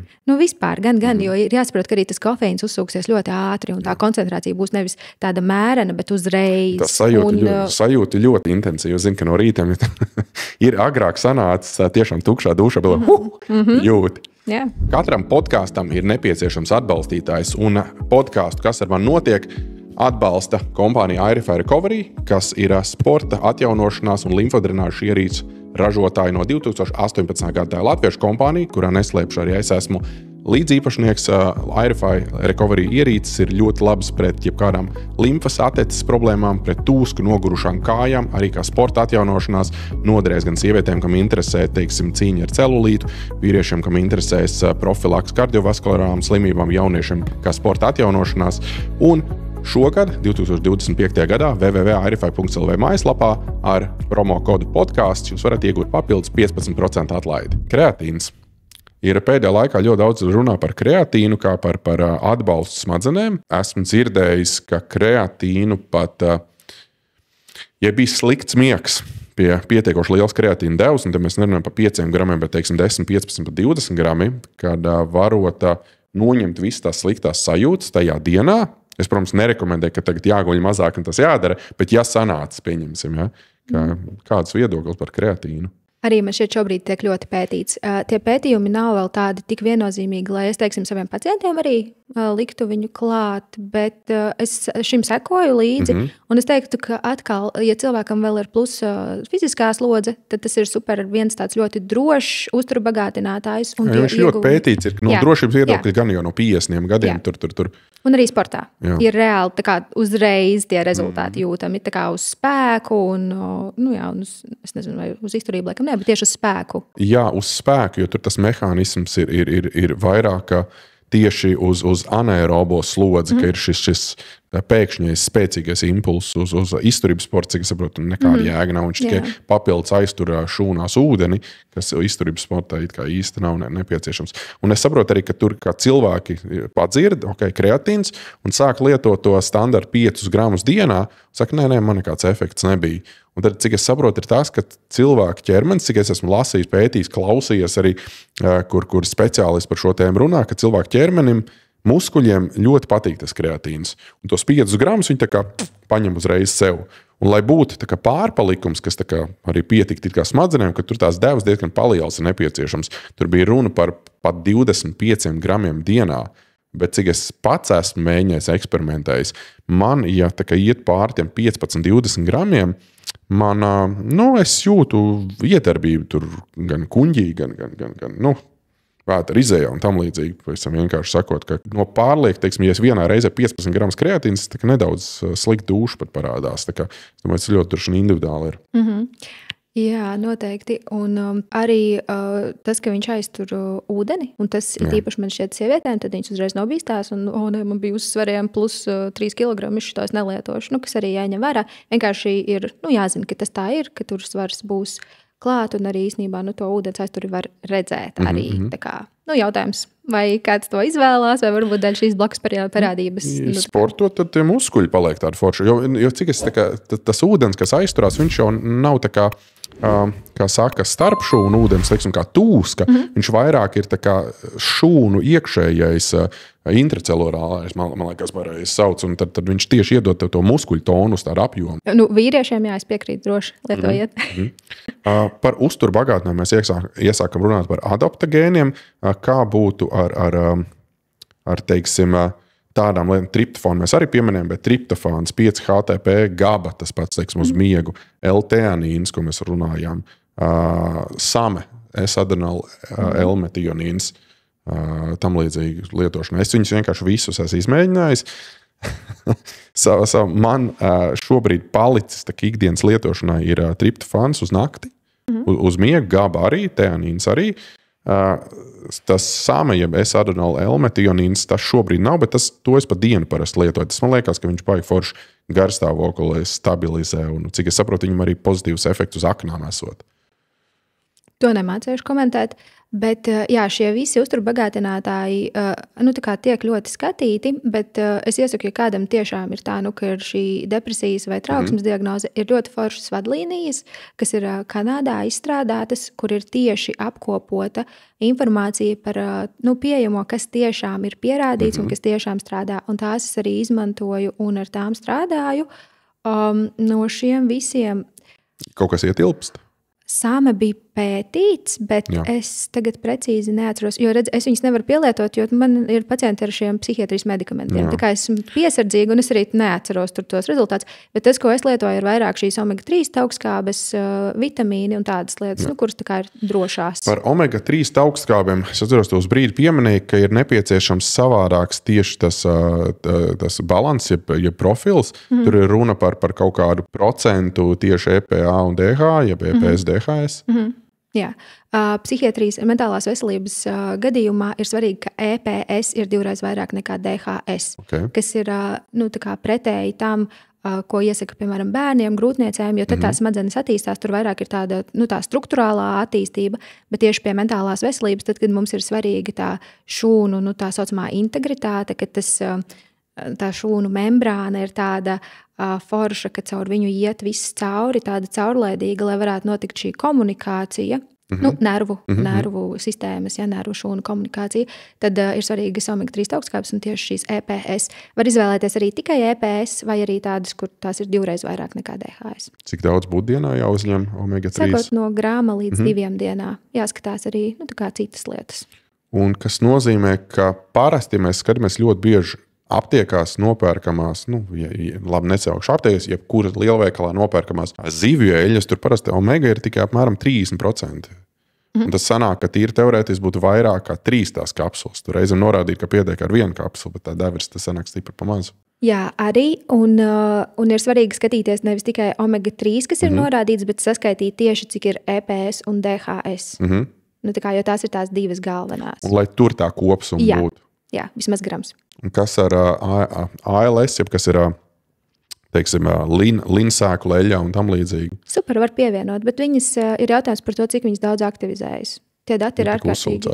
Cik daudz? Nē, tā nav aktīvā omega-3 forma. Viņai atkal tur ir kaut kādiem procesiem jāaiziet, lai viņa pārvērstos par šīm EPS un DHS. Bet es saprotu, ka tas kurs, ja tā varētu nosaukt mājiņas kurs, lai EPS, lai tā sakot, tieši tā no augu valsts omega-3 pārstrādātos par EPS un DHS, tas kurs ir apmēram 1/20, kas nozīmē, ka būtu jāuzņem 20 grami. Un, ja mēs skatāmies, ka vidēji pieņemsim tie pašā linsēkla eļļas sastāvā arī aptuveni 30% ir tikai šā alfa-linolīna skābe, kā viņi saucās ALS, tad sanāk, ka jāuzņem ir 20 x 3, 360 gramu eļļa, kas būtu ekvivalenti 300 kalorijām, ne vairāk, maloju, ļoti daudz kalorijām. Nē, 36 grami laikam sanāk. 36 grami vienā. Ne, vairāk. Jāparēķina. Es vienreiz rēķināju, ka tas sanāk aptuveni ap kaut kādām pār pa 380 kalorijām dienā, ka jāuzņem tikai linsēkļi, lai dabūtu minimumu. Līdz ar to tad jau tas īsti optimāls avots, kur iet pēc omega-3 nav. Nē. Viss šās kaut smilkšķērkšļu, kauliņa, eļļas un ko tikai neizdomā. Jā, tāpēc, ka arī mēs nekad nezinām, cik tad būs tas procents. Kādam būs 1/20, kādam aktivēsies vēl mazāk, un tas ir ļoti individuāli, un to, ja vien nemēra tur regulāri to omega-3, omega-6 balansu, analīzēs, tad mēs jau nemaz nezinām. Līdz ar to es noteikti ieteiktu nepaļauties tikai uz augu izcelsmes omega-3, jo tās tiešām, tad ir pirmkārt ļoti jāsako līdzi, un otrkārt tāpat nebūs garantija. Tā kā ir arī vegāniskas omega-3, kas ir šajā aktīvajā formā. Un, protams, ka, ja cilvēks ēd visu, tad tās ir traknās zivis, un bieži vien es iesaku tāpat tās plus vēl lietot. Lasis, kas vēl tur sanāk? Jā, lasis varbūt arī ne tāda pirmā izvēle, jo tad mēs varam runāt par to, kādā kvalitātē mums jā, ir jo, šīs zivis. Mēs runājam par droši vien iekrāsotiem audzētāju lašiem, tur jau atkal tas ir ļoti liels jautājums. Bet mums ir reņģes, mazās visādas zīvtiņas. Jā, reņģēs ir omega-3. Okay. Mazās visādas zīvtiņas, ja tās pašas sardīnas, piemēram, siļķe. It īpaši, ja var dabūt nemarinētu, man liekas, tā ir tāda. Tur ir sāls kaut daudz. Tur ir sāls daudz, ja var dabūt svaigu siļķi. Esmu kādreiz redzējusi arī tādu, bet nav, īstenībā nav daudz, jā. Skumbrija. Jā, ir ļoti trakna un tāda, man liekas, laba zivs. Man bija pārsteigums, ka mēs šeit arī samami ir tauki. Varbūt tā nav tāda traknā zivs, bet tur arī ir šīs omega-3. Ir lielie sami ļoti trakni. Ļoti trakni. Jā. Tā kā, man liekas, ka opcijas ir un lasis nav vienīgais. Tas nav tikai, jo man liekas, cilvēkam automātiski asociējās omega-3 lasis, tātad cik to lasi vēst. Bet ir arī foreles, jā. Un palija. Palija, pareizi, arktiskā palija, tā kā arī vēl bija. Jā. Bet vai ar to pietiks, un vai cilvēkam nesanāk, ka viņam jāatbezmazliet katru dienu, vai tomēr omega-3 nav kaut kas tāds, ka bez tās zivju eļļas, ko starp citu arī, cik es atceros, manu vecāku bērnībā viņiem to zivju eļļu, to karoti tomēr deva. Tas atzīmē, ka cilvēki diezgan sen saprot, ka to īsti ar uzturu, tā kā uzņemt ir. Jo mēs arī ēdam maz zivis. Vispār vidējais cilvēks ēd par maz zivis pāris reizes mēnesī. Ar to noteikti nepietiek. Es teiktu, ja tās zivs ir 2-3 reizes nedēļā, plus ir šie augu izcelsmes produkti, jo tomēr kaut kas no viņiem uzsūcas. Varētu būt, ka ir ok, tad atkal ir jāskatās, ja ir palielinātas tās vajadzības, ja, protams, tur grūtniecības laikā ir šie kaut kādas mentālās veselības problēmas, kad jau ir, iespējams. Sports, liels slodzes. Jā, liels slodzes, tad arī skatīties un likt klāt. Parunāsim par vienu tādu vēl ļoti interesantu tēmu, kas arī, manuprāt, diezgan populāra pēdējos gados, tā ir gavēšana, fastings. Es šodien, pulkstens tagad ir 20:11, es arī esmu joprojām savā pārtrauktajā gavēnī. Parasti kaut kur ap 12,5 mēnešiem pirmo reizi. Par gavēšanu, cik tas ir vērtīgi, vai tas ir nepieciešams, jo es atceros, teiksim, pirms gadiem 20, vairāk kā 20, es tikko sāku ar fitnesu nodarboties, toreiz bija modē ēst 6-8 reizes dienā, tur visu laiku ir tā kā mazām porcijām un daudz, un tas ir tas īstais. Un tagad mēs esam aizgājuši pretēji, kur mēs mazinām kaut kādas ēšanas logus, un pat rekomendējums vispār ir tur 36, tur 48, 72 stundu, tur visādas ūdens gavēšanas, ja fastinga taisīt. Zini, kas ir interesanti, jo es atkal atceros, ka man tētis ir stāstījis, ka viņš savā jaunībā ir gavējis, un man liekas, ka arī mums universitātē ir pasniedzēji, kas ir tādi gados vecāki stāstījuši, ka tas arī ir bijis kaut kad tāda trendīga lieta. Tā kā viss nāk, man liekas, viss iet tādos uz rīņķi. Jā, vienkārši viss uz rīņķi. Bet, redz, te atkal ir jāsaprot, ir savi ieguvumi, un ir kaut kādi riski, un kas ir tas cilvēks, kurš to darīs. Es teiktu, ka pirmkārt vīriešiem šis ir labāk nekā sievietēm. Dēļ hormonālā balansa vienkārši. Jā. Dēļ hormonālā balansa. Mēs runājam par pārtraukto vai mēs runājam par ūdens, teiksim, fāzi? Droši vien par tādu ilgstošo, kad 24 stundas un vairāk. Jā, tāda pavisam gavēšana. Tāpēc, ka tas ir viens, ka ir hormoni, otrs ir tas, ka vīriešiem tomēr parasti ir lielāka muskuļu masa. Sievietēm ja viņa jau startā ir tur var būt arī liekais svars, bet ja tā muskuļu masa ir maza, tad atkal, pēc kaut kādām pēc 48 stundām vai pēc nezinu, cik tur 30 stundām, tomēr to enerģiju ņem arī no muskuļu masas, kas arī nav ieteicams, ir īpaši sievietēm premenopauzē, menopauzes vecumā. Tur tādas ļoti daudz nianses, kas jāņem vērā. Tā jau sarkopēnijas risks un tur plus vēl papildus. Bet kāds tad labums ir no šīs gavēšanas? Kāpēc cilvēki to dara un kam vajadzētu to darīt? Man šķiet, ka labums vispār ir tāds, kad attīrās tas vispār gramošanas trakts, ka tas organisms viņš var veltīt savu enerģiju citām lietām. Tur ieslēdzas autofāgija, kas nozīmē, ka tos visus kaut kādas sliktās šūnas, kaut kādas atkritumvielas, kuras varbūt organismam nepietiek arī tas resurss savā ziņā izvadīt to ārā, tad viņš ar to tiek galā. Otrs ir tas, ka kaut kādā brīdī ir arī šī ketoze. Tā tad organisms jau neizmanto glikozi, bet izmanto taukus enerģijas ražošanai. Ketoze tiek skatīta arī mentālās veselības kontekstā, tāpēc, ka tai ir ketonvielām ir neiroprotektīva iedarbība. Tur arī citi iegūmi, tad samazinās šie iekaisuma marķieri, citokīni. Iegūmi ir, kas vēl pie insulīna rezistences uzlabojās insulīna jutība. Papildinies kaut ko aizmirsu. Svaru zaudēšanu. Svaru zaudēšanu, pareizi, jā. Šis man vienmēr ir pēdējais. bet tas parasti cilvēku uzsāk droši kā pirmo. Jā. Autofāgi un šūna apoptoze, tas parasti, tas tur papildus labums, kaut kas tam līdzīgs. Zinu, smieklīgi, es parasti pacientiem par svaru arī pajautāju pēdējo, jo man liekas, tā ir tāda sekundāra lieta. Sākumā savedam kārtībā veselību, un tad arī svars samazināsies. Tāpēc man vienmēr ir to... Jā, bet man liekas, cilvēkam primāri ir tā ārpus, nevis iekšpus. Es tev piekrītu. Viņi grib kā izskatās no ārpus, nevis kas reāli iekšā notiekās.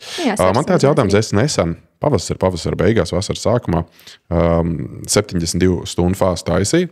Es pārtraucu pie 65, tāpēc, ka, ja godīgi, es nejūtos labi.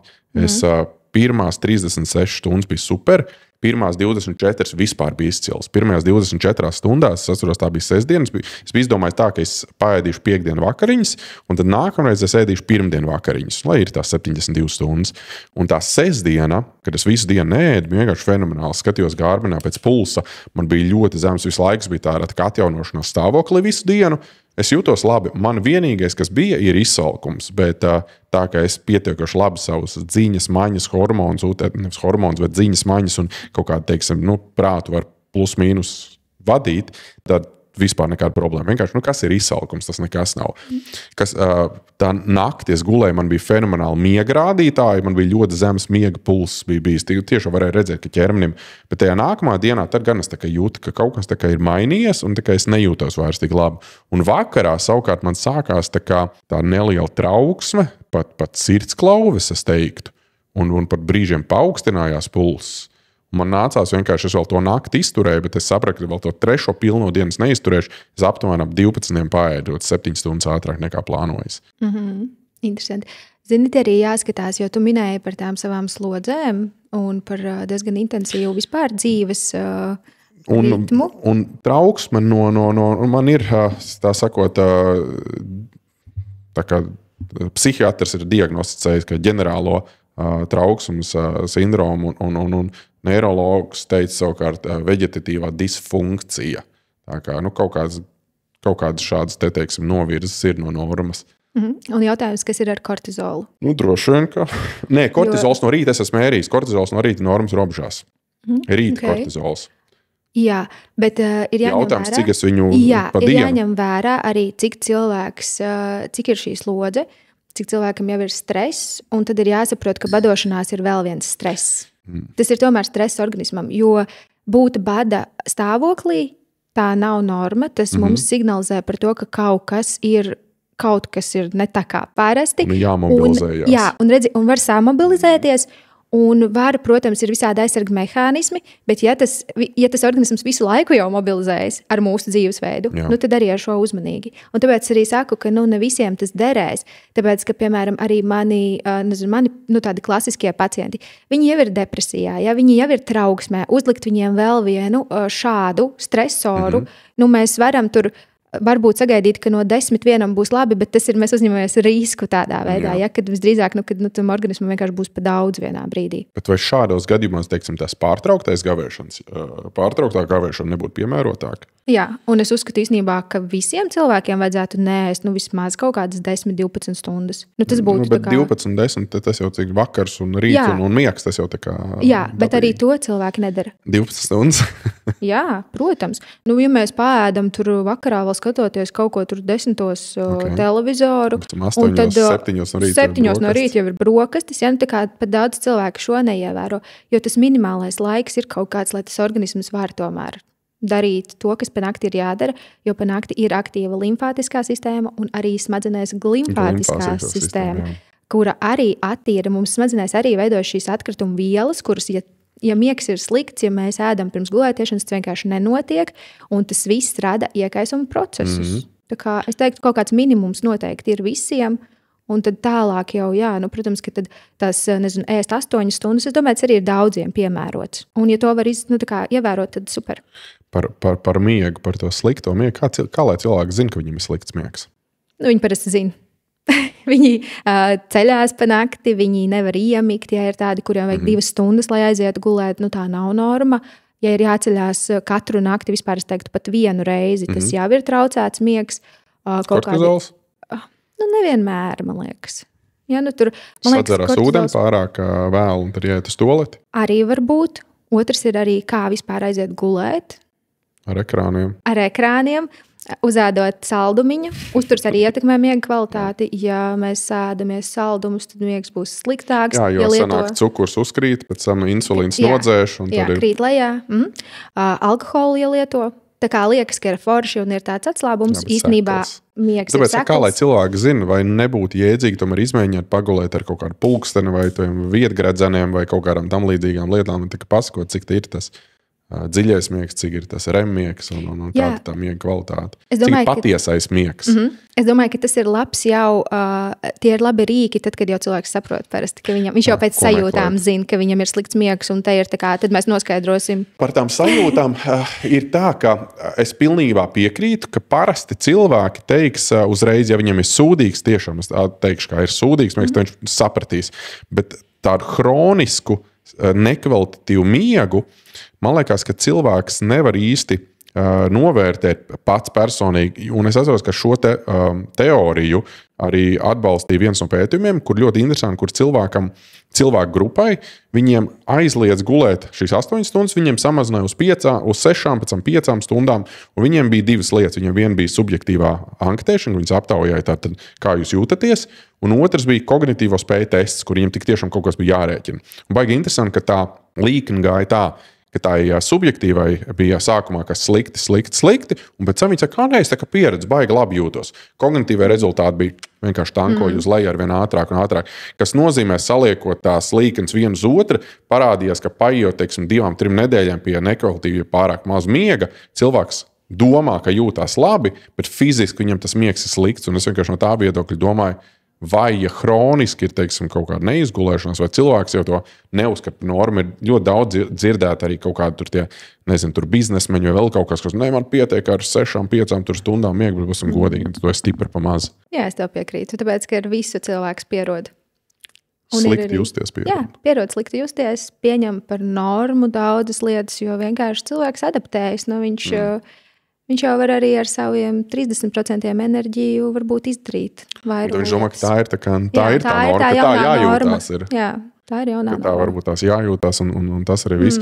Par viscerāliem taukiem arī fasting laikā tur arī ir kaut kāds pozitīvs efekts. Jo, saprot, viscerālie tauki tie, kas ir mums ap orgāniem, iekšējie tauki, nevis tā zemādas tauki, ko mēs varam sataustīt, bet iekšējie, un viņi ir ļoti iekaisumi veicinoši. Pareizi tas būtu teikts. Jā, es domāju, ka uz visiem taukiem, es nezinu specifiski uz kuriem tieši, bet ja svars samazinās, tad daļēji tas noteikti būs arī no šīm tauku rezervēm. Tā kā, jā, fastings noteikti arī Nu jā, kā jūs, lietu, ko es pēdējo pieminēju, bet arī uz svaru pozitīvi iedarbojas. Un, teiksim, tas fastings vairāk būtu pieaugušiem domāts, vai tas pieejams arī senioriem vai bērniem? Arī kaut ko tādu vajadzētu darīt? Es domāju, ka nē. Tāpēc, ka viņi tomēr ir ļoti aktīvā augšanas fāzē, un otrs bērniem arī nav tik daudz šo slikto šūnu, tāpēc, ka viņi aug un tās šūnas visu laiku dalās. Un viņiem šis process augšanas visu notiek līdz kaut kādam vecumam. Un līdz ar to viņiem tā vajadzība būtu mazāka. Man šķiet, ka ar bērniem vispār ļoti uzmanīgi un tā saudzīgi mēs izturamies. Un atkal pusauģu vecumā tur atkal ir ļoti šīs hormonālās izmaiņas, kur arī nevajadzētu tās tā kā šūpināt. Tas varbūt tāds rīks vairāk pieaugušajiem. Jā. Relatīvi veseliem pieaugušiem. Nu, ja mēs par ilgajiem fāstiem runājam. Un kas būtu, teiksim, 24 stundu, ja tā saucas OMAD, one meal a day, viena ēdiena reiz dienā? Ilgstoši? Nu, arī es domāju kaut kādai atsevišķai cilvēku grupai.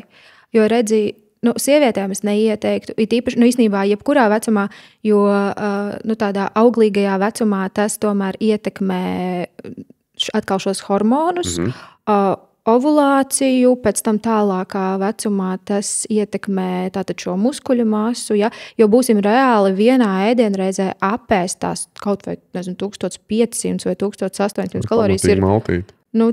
Tas jau ir tāds vairāk stundu varbūt izvēršās.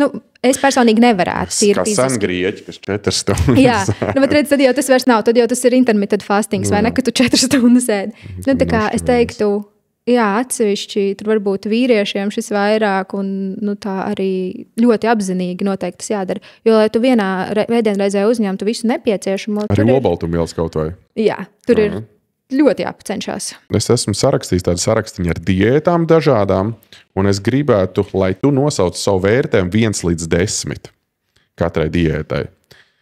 Sāksim ar vienu no populārākajām no labajām diētām, vidusjūras diēta. 9. Jo vidusjūras diēta tas ir dārzeņi, augļi, pilngraudu produkti, zivis, liesa gaļa. 9. Kāpēc ne 10? Tāpēc, ka mēs dzīvojam Latvijā, viņi mazliet jāpielāgo. Ok, sapratu.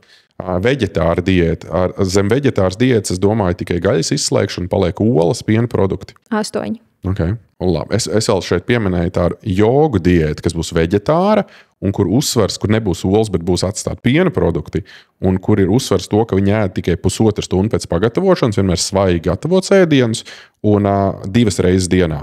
Un viņiem uzsvars ir tāds, ka ēdienu porcija jābūt tik lielai, lai pēc maksimums 2 stundu laikā kuņģis ir atkal pilnībā tukšs. Mēs šo diētu dosim vidējiem latvietim? Jā. Tad 4. Okay. Bet tam, kurš sēž jogas pozā, visu dienu derēs. Okay. Jā, ļoti pareizi. Absolūti. Vegānu diēta. 5. Okay. Ja ļoti labi piedomā, varbūt labāk, bet vidēji, ko es redzu, bieži vien tomēr ir deficīti. Kāpēc? Kas viņam trūkst? Tāpēc, ka nesako līdzi to pašu B12 vitamīnu, tad ir jāuzņem gandrīz visu laiku. Var taisīt kaut kādas mazas pauzītes. Tur ir B12 deficīts. Ļoti bieži olbaltumvielas nepietiek. Īstenībā ar dzelzi nav tik traki. Okay. Reizēm vegāniem ar dzelzi ir labāk nekā veģetāriešiem, jo viņi nelieto piena produktus. Kalcijs traucē uzsūkties dzelzim. Līdz ar to viņiem dzelzs pat var būt ok. Tās pašas omega-3 augstskābes, ja papildus nelieto, iztrūkst. Tā kā, ja ir ļoti pārdomāts, teikt, varbūt 7, 8, bet tā... Bet uz dullo vegānu diētu vienkārši 4, 5. Svaigēdāja diēta. Tas ir tas pats, kas vegāni, bet viss ir pilnībā svaigs. 2. Jo man liekas, tur to proteīnu ir tuvu nereāli. Un mēs dzīvojam Latvijā. Jā.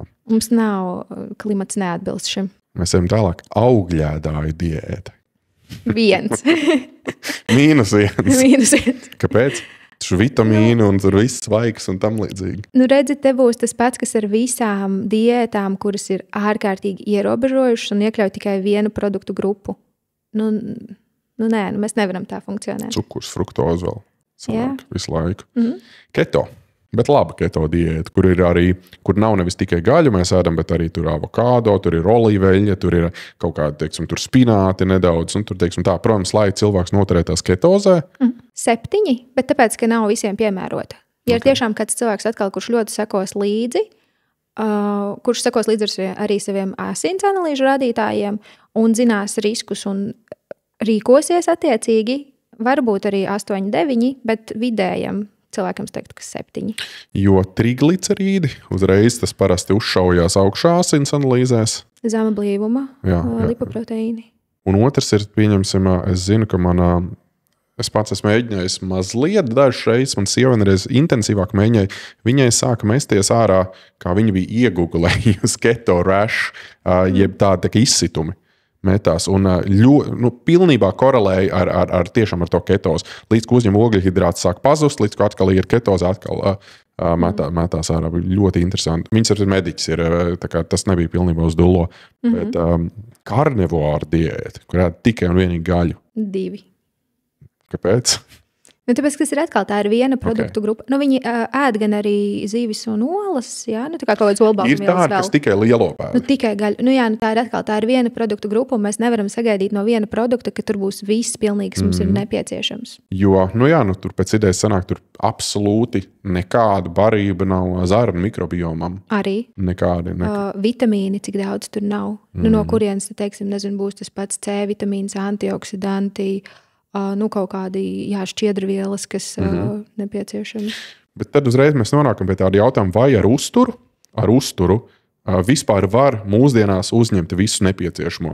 Ņemot vērā, ka tomēr mums ir šīs sezonas, mēs dzīvojam Latvijā, mums nav tur noplūts mango no koka, tur jebkurā gada laikā. Mums ir šis lielveikala ēdiens, jo es saprotu, ja, protams, kāds dzīvotu savā saimniecībā, audzētu savus bioloģiskās vistas, vistu olas, savu tur gotiņa un savi dārzeņi un gatavojies ziemai un tur sasaldē, samarinē un viss ir eko, bio un tam līdzīgi, ka to teorētiski saprotu, ka varētu cilvēki galā kaut kā ir izdzīvojuši, bet mūsdienās tomēr ņemot vērā, ka tas švamīti audzētais dārzenis, kurā Latvijā, es zinu, tur Getliņos vai Kurvī vai Mārupē, kur viņi tur piepilina kaut kādas tur tās 14 dažādas minerālu vielas, bet, ja mēs ņemam no Spānijas, tur pat ir krietni vēl mazāk. Augsnē viņam tur būtu jāuzņem kaut kāds 36 plus, ka tas tā kā nav tas pats, kas tas siltumnīcas dārzens. Vai vispār var visu nepieciešamo uzņemt? Teorijā jā. Praksē? Es domāju, ka nē. Tas pats D vitamīns Latvijā. Var ļoti sekot līdzi, tur, teiksim, pirkt olas un ēst sēnes un tur vēl kaut ko un skaitīt. Tad, ja cilvēks ar to nodarbojas, tā kā pilnas slodzes darbu, var būt. Pilnas slodzes sanāk, ka vienkārši skaitīt vai es tā kā aizpildu visas kvotas apmēram. Bet kāds ir risinājums? Ēst maksimāli to, ko var uzņemt. Sekot līdzi savām kaut vai asins analīzēm, simptomātikai un tad to, kas pietrūkst, to tiešām arī lietot. Bet nevis arī tā, ka tagad visiem ir jālieto viss, ja? Jo, piemēram, te mēs iebraucam tajā otrajā grāvī, ka cilvēki lieto to, kas viņiem nemaz nav jālieto, jo viņi saklausās un salasās visu kaut ko, un tagad visi lieto tur, nezinu, atnāk mana sieviete, kura saka, ka visiem dzels ir zems, un viņai jau sen feritīns ir augšā, ja? Un tur ir pārbaudījis, tur nav nekāds iekaisums, nekas cits, vienkārši viņu visu laiku viņu lieto un bez pārtraukuma. Tā arī nevajag darīt, ja ka vienkārši uz savu galvu kaut ko visu gadu. Jā. Tomēr tikai jāpaskarās līdzi. Jo arī viena no tēmām, kas pasaulē šobrīd diezgan aktīvi apspriest tiek, ir augsnes noplicināšana. Ka faktiski tā augsne, kas šobrīd ir un kas bija pirms gadiem 50, ir pavisam kaut kas cits. Man arī dzīves laikā ir sanācis dažus gadus pastrādāt 5, manuprāt, lauksaimniecības jomā, lauksaimniecības kooperatīvā, un tik tiešām es atceros, kā kaut kāda labība tiek audzēta vai rapses. Viņi tiek nokulti un viss tiek mēslots tikai minerālmēsliem. Ko tur liek klāt? Nātrija, fosforu, kāliju. Nekas jau cits netiek, un tas uz riņķi. Ražu mēs vācam pilnu nost. Cik es saprotu, ka ir arī kaut kādi, Latvijā tas nav tik izteikti, bet ir atsevišķas valsts, kurā faktiski tā augsne ir tā noplicināta, ka tas pats apelsīns, kas aug, vai tas pats tomāts, kas izaug, vai kartupels, viņam faktiski tas mikro, vielu, ja, tur skaits iekšā, tur, cik ir minerālvielas, cik ir vitamīni, tam līdzīgi, ir 50% un reizēm pat līdz 10-20% no tā, kāds bijis agrāk. Tad tīri teorētiski mēs uzņemam šīs kalorijas, bet šo pabarojumu ķermeni mēs maz nedabūjam. Jā, tā ir. Man gribētos gan teikt, ka Latvijā mazāk pagaidām, bet man ir tāda nelāga aizdoma, ka mēs arī uz šo ejam. Bet tomēr mēs vēl varam atrast to kādu radinieku vai draugu, vai kuram ir dārs, vai tirgu kādu uzticamu cilvēku, ka mēs zinām, ka viņš tiešām pats izaudzē. Un man šķiet, ka mēs esam ļoti īstenībā privileģētā situācijā šobrīd, un mēs varam nodrošināt sevi gandrīz visu gadu ar tiešām labu kvalitatīvu pārtiku. Man liekas, mums arī tomēr klimats spēlē pa labu. Mums ir tomēr šī viena raža gadā tikai pretēji, teiksim, kaut kādām dienvidu valstīm, kuriem tur ir 2-3 ražas gadā, kuriem tiešām tā augsts non-stopā tiek ārti. Mums viņus uz to ziemu tiek atstāt mierā. Otrām kārtām, jo mums arī no dabas mēs nākam no relatīvi, teiksim, tādas kūdrainas vietas, kur arī ir pietiekoši daudz nokrišņu, un tas trūdvielu apjoms, manuprāt, ir krietni lielāks kāds, tur sausākās valstīs, Spānijā un tam līdzīgi. Jā, noteikti. Un mums nav arī tik daudz resursu jāiegulda, respektīvi tiešām tur būtu jālaista tik daudz, un tie produkti izaug, tā kā vieglāk viņus ir izaudzēt nekā tiešām tur Spānijā, kur trūkst ūdens un kur viņiem visu laiku ir jādomā, kā vispār kaut ko izaudzēt. Absolūti. Parunāsim par gaļas nozīmi arī, es domāju, par proteīnu nozīmi varbūt tās, kā uzturu speciālists. Un es īstenībā gribēšu pielabot to, ka es neuzskatu, ka tu esi klasisks, jo, teiksim, tās kaut vai fakts, ka mēs runājam par šo 2010. Gada izstrādāto piramīdu, jo tas jau parāda, ka tā nav tā klasika, tas ir šis jau modernāks tāds novirziens par vai gaļu vajag ēst vai nevajag ēst. Kā gribās. Atkal ir jāzina, tad, kas ir tie riski un kas ir tas, kas nebūs uzturā un kā to aizstāt. Un tas ir tāds pats jautājums, vai zivi vajag ēst vai nevajag ēst. Ir cilvēki, kuriem negaršo zivs, un viņi neēd zivi. Gaļa nav nekāds, mums viņa kulturāli ir ļoti tāda, tāds staple food, ja es atvainojos, ka latviski, tāda pamats, uzturā. Bet īstenībā, teiksim, tajā pašā vidusjūras diētā tur dominē vairāk zivs. Un, ja tu tur pateiksi, ka tu neēd zivi, būs tieši tāda pat reakcija, kā ja tu Latvijā pasaki, ka tu neēd gaļu. Līdz ar to tas viss ir tā relatīvi. Un vienkārši ir jāsaprot, ēdot gaļu ir daudz vieglāk uzņemt dzelzi. Ēdot subproduktus vispār super. Ja cilvēks iekļauj aknas, piemēram, uzturā, tur ir gan dzelzs, tur ir tāpat folskābi ļoti lielā daudzumā, B12 vitamīns, kas ir, starp citu, ļoti bieži deficīti cilvēkiem. Līdz ar to ir kaut kādas lietas, kas tur ir pozitīvas, bet teikt, ka bez gaļas nevar izveidot pilnvērtīgu uzturu, es arī nevaru. Okay. Bet par proteīnu konkrēti gaļa, tomēr, jeb olas un tam līdzīgi gaļu olas, tas ir tomēr proteīna tāds visvienkāršākais uzņemšanas avots. Cik grams dienā vajadzētu uzņemt proteīnu cilvēkam? Te es būšu klasiskais uzturspeciālists, jo es domāju, ka arī uz tām šobrīd tauki iet savu tādu slavas taciņu, un olbaltumvielas vēl ir mazliet palikušas no, man liekas, kaut kādiem pirms 5 gadiem, kad visi ļoti trenējās un ka tur vajadzēja visiem 2 gramus vismaz uz kilogramu. Man liekas, ka tas ir mazliet pārspīlēts. Es teiktu, ka tādam parastam cilvēkam, kuram ir vidējas intensitātes slodze, tas ir aptuveni grams līdz 1,5 manā izpratnē, pēc tiem datiem, kas mums šobrīd ir. Ir kaut kādi gadījumi, kad mēs liksim vairāk olbaltumvielas. Piemēram, tas pats, ja ir insulīna rezistence. Jo tur tos ogļhidrātus tomēr ir vēlams ņemt nost. Kaut ko tādu vajag vairāk, lai būtu kalorijas. Tādā gadījumā, Protams, ja cilvēks sporto, tad atkal var likt vairāk. Pie svara nomešanas. Jā, arī. Olbaltumvielam arī bija tā, ka vislielākā tā termoģenēze, kas nozīmē, ka viņš tā kā visvairāk patērē enerģiju, pārstrādājoties par enerģiju. Tā kā, un kā vislabāk būtu uzņemt vienkārši ar dārziņiem gaļu vai ekvivalenti labs būs proteīna, teiksim, sūkala proteīna pulveris vai kolagēns, kas no tur lielo kauliem taisīts. Es teiktu, ka visu var kombinēt, bet ar tiem izolētajiem avotiem gan es būtu uzmanīga, jo ir jāsaprot, tad, kad mēs ēdam veselu produktu, kāds ir ar absolūti jebko, nevis ekstraktu kaut kā, mēs uzņemsim daudz vairāk uzturvielas. Respektīvi, tad, kad mēs apēdam gaļas gabalu, tad tur būs arī šīs minerālvielas, ne tikai olbaltumvielas. Tad, kad mēs apēdam olas, tad arī, ja tur tomēr ir tas olu dzeltenums, kas arī daudziem īstenībā ļoti labi, ja tur nav kaut kādas veselības problēmas atsevišķi, tad arī to var lietot. Tāpat tās super piena produkti, skāpienu produkti, mēs uzņemam olbaltumvielas plus vēl labās baktērijas. Tā kā vienmēr pirmais ir pārtika, un tad, ja saprot cilvēks, ka nav kaut kas pietiekami, tad var likt klāt. Tā kā paļauties uz to nevajadzētu, teiksim, kļūt vegānam un kas uzņem proteīnu pulveru, droši vien. Jā, nebūs ideālais variants. It īpaši ņemot vērā, ka mums ir pietiekoši liela, es pat teiktu, arī paudze ar cilvēkiem, kuriem vegānisms ir nevis veselības vai kaut kādas, teiksim, tādēļ, vai negaršo, vai kaut kas tam līdzīgs, bet tā ir tāda pārliecība, tur tas pacifisms, kaut kas tam līdzīgs, ka tur neviena nedrīkst, un tad viņi kā to grib. Un Kas būtu, teiksim, ar tādu produktu, kā, labi, es kā piemēru, tas nav nekas konkrēts, bet, teiksim, pazīstams ir, teiksim, piena spēks, tur smiltenes ražojums. Viņiem tas gluži nav tā kā pulveris sausā veidā, bet tajā pašā laikā tas ir kaut kādā veidā kaut kāds pārstrādāts produkts. Tas ir kaut kas tāds pa vidu, jā. Un es īstenībā diezgan bieži iesaku saviem pacientiem šādus produktus, jo, ja mums ir izvēle, ka dienas laikā olbaltumvielas ir 10 grami, vai izdzerot šo piena spēku, uzreiz 46, ir 50, 60, tad es saku, izdzeriet vismaz pa dienu, to piena spēku, apēdiet kādu augli, ja kaut kas jau būs. Tas vienmēr ir par to, kas tad ir tā alternatīva. Jā. Bet teiksim tā, ka arī visiem pirkt piena spēku un katru dienu dzert, nevajag to darīt, tas nav obligāti, bet ja tas palīdz, tad lūdzu. Kā rīks, kā risinājums. Jā, tieši tā. Proteīns viena, šķiedrvielas nākamā tēma. Ko asociē šķiedrvielas? Kāpēc viņas nepieciešams?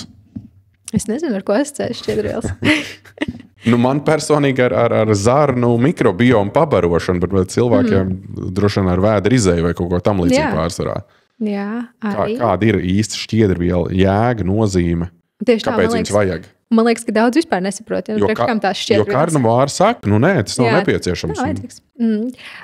Šķiedrvielām arī daudz funkcijas. Jā, tas viens, man liekas, ko visātrāk arī var just, tā ir vēdera izēja normāla, tāpēc, ka, ja šķiedrvielas nav, ja tīpaši jau ūdeni nedzer, tad tur ir aizcietējumi diezgan garantēti. Līdz ar to tā ir tāda viena liela lieta. Kas vēl šķiedrvielas tīri ēdot mums aizpilda vēderu, dod to tā kā daudzumu, iestiepj kuņģi un samazina apetīti. Šķiedrvielas normalizē cukura uzsūkšanos, tā kā stabilizē cukura līmeni. Es saprotu, augļos arī viens no tiem mehānismiem, kāpēc labāk nevis smūtiju vai augļu sulu, bet veselu augļu lēst, ir tas, ka tieši tie jebkurā auglī atrodošās šķiedrvielas, ka viņas tomēr tā kā balansē, lai tas netiek pārāk ātri ar fruktozu neuzsūcās. Lai glukozes līmenis asinīs un nav insulīns pretī un viss pārējais dans, kas notiekās tālāk. Jā, tas ir vēl viens iegūms. Tad šķiedrvielas palīdz izvadīt slikto holesterīnu. Un šķiedrvielas beigās tad nonāk zarnās, kur tās ir kā ēdiens mūsu zarnu baktērijām, kas ir ļoti svarīgi. Jo tādā veidā tad izdzīvo tās labās baktērijas, un viņas ir pēdušas, un viņas arī veido savienojumus, kas mums ir nepieciešami. Man liekas, viens no tādiem nozīmīgākajiem ir īso ķēžu taukskābes. Jā, kas arī smadzeņu veselībai ir ļoti tādas neiroprotektīvas, tā kā smadzeņu aizsargājošas. Tas pats serotonīns arī, cik es saprotu, diezgan daudz veidojās. Tur ir diskusija par to, ka viņš ir 95% zarnās, cik no tā aktivizējas un nonāk smadzenēs, jo visam, kas ir starp zarnām un smadzenēm, ir jāšķērso to smadzeņu barjeru. Un cik tas ietekmē, tur vēl tādas diskusijas notiek. Vairāk tā kā teorija vai nav līdz galam pierādīts. Ko vēl var, teiksim, es zinu, ka parasti saka kefīrs, jogurts esot labs, kimči esot labs, fermentētie. Tās būs probiotikas jau, tās būs tās baktērijas, bet ja mēs par šķiedrvielām vēl runājam, tad šķiedrvielas būs visvairāk īstenībā tādos pilngraudu produktos, pākšaugos, protams, dārzeņos arī, bet viņus ir jāpēd ļoti daudz, jo dārzeņi pēc procentuāli tur ir daudz ūdens. Ogās ir diezgan daudz, īpaši augļos un ogās, kuros ir tās visādas sēkliņas, un tie arī strādā kā šķiedrvielas. Avenes, zemenes, kivī, vīģes. Vīģes, pareizā. Tā kā tādi produkti. Un, laikam rieksti sēklas vēl arī. Galakto-oligosaharīdi no laktozes. Latvijā arī ir pazīstams produkts Preimu, man liekas, saucās. Jā. Vai tiem arī ir vieta? Cik es saprotu, tās tiek sauktas par nevis par prebiotikām. Viņi saka, prebiotika ir tā kā barība konkrētam mikrobiomam. Jā, tās būs arī tā kā šķiedrvielas. Tātad prebiotikas ir pirms, un tad probiotikas jau ir tās labās baktērijas. Kas būs kefīrā, jogurtā? Jā. Kur vēl? Kefīrs, jogurts, skābētie visi produkti. Kimči populārs, bet viņš ass ir ne visam garšo, man ļoti garšo kimči. Jā. Un dabīgi, bet galvenais arī skatīties, lai tie ir dabīgi raudzēti produkti, nevis jau ar etiķi. Teiksim, arī skābētus kāpostus pērkot, ir jāpievērš uzmanība, lai tur nav etiķis klāt. Lai klāt tikai sals un cukurs ir bijis, lai viņš ir dabīgi. Kad droši vien, kas ir etiķis, tur vairs nekas dzīves nav. Jā, tieši tā. Un kā būt ar, teiksim, baktērijām kapsulās, kas ir tur kaut kāds L-acidofīlās, tur bifidobakterijas un tam līdzīgas kā probiotiķi kapsulās? Arī līdzīgi kā ar uzturu bagātinātājiem, citiem ir jāsaprot, kāpēc viņas lieto un kādas viņas lieto un kas viņas lieto. Jo pie mentālās veselības arī ir atsevišķas. Tagad neatceros, man liekas, karamnozus vienas bija un varbūt kaut kādas laktobaktērijas arī kaut kādas. Tur ir speciāli un ļoti, ļoti specifiski ir īstenībā pat nepietiek ar to nosaukumu. Viņiem ir pat cēlmu numuri. Tādi tur ir parasti tie numuriņi klāt, un tie ir arī ļoti svarīgi. Man liekas, cilvēki arī reizēm to nesaprot. Viņi uzskata, ka baktērijas kuņģī, zarnās, ir apmēram kaut kādas baktērijas. Viņi saprot, ka tās sugas, mēs nerunājam par individu skaitu. Individu skaits mūsu ķermenī zarnās mājo vairāk nekā mūsu pašiem ir šūnas, bet arī pat tos sugu skaits ir tur tūkstošos aiziet, cik dažādas tās sugas ir. Un ka tiešām tur tas balanss veidojas atkarībā no kā, teiksim, ko cilvēks ēd. Jā, kūkas, suši, kebabs. Suši, starp citu, nav tik slikts, jo, cik es saprotu, viena no labām lietām, kas ir baktērijām, kas patīk, tas ir rezistentā cieta. Un rezistentā cieta, cik es saprotu, veidojās, ja mēs paņemam tādus ogļhidrātus, kā, teiksim, kartupeļi, rīsi, novāram, atstājam uz nakti, lai viņi atdziest, un pēc tam viņi kļūst par rezistento cieti. Viņi pēc tam viņa rezistentā cieta neuzsūcās taisnā zarnā, nonāk faktiski līdz resnai zarnai, un tur viņi fermentējās un kļūst par labu barību baktērijām. Jā, rīsos, un tad, kad tie produkti atdziest, tad ir vairāk. Zaļos banānos arī diezgan daudz rezistentā cieta. Tā kā atkal viens produkts var būt ar 2 iedarbības mehānismiem, jo ļoti nogatavojies, atkal saturēs vairāk polifenolus, ja kaut kādas tās, viņš būs tā kā, jau tur būs izveidošās citas uzturvielas, bet kamēr viņš ir zaļš, tur būs vairāk rezistentā cieta. Tā, tas pat faktiski labi. Kaut kāds labums suši vismaz. Ne, suši vai labums ir tās nori lapas. Bet arī, ja tur zivs ir iekšā, kāpēc ne? Īstenībā pareizi pagatavot suši īstenībā nav slikts ēdiens. Ja vien tur nav tāds mērķis, majonēzes vēl klāt un tam līdzīgs. Ja tie nav karstie suši. Jā, karstie, tur siers kaut kas un vēl tam līdzīgs pārējās pa virs. Polifenoli. Mēs vairākas reizes esam pieminējuši polifenolu. Kas tie tādi ir un ko viņi dod? Tas ir viens no antioksidantiem. Antioksidanti ir tie, kas samazina oksidatīvo stresu organismā. Kas tāds ir?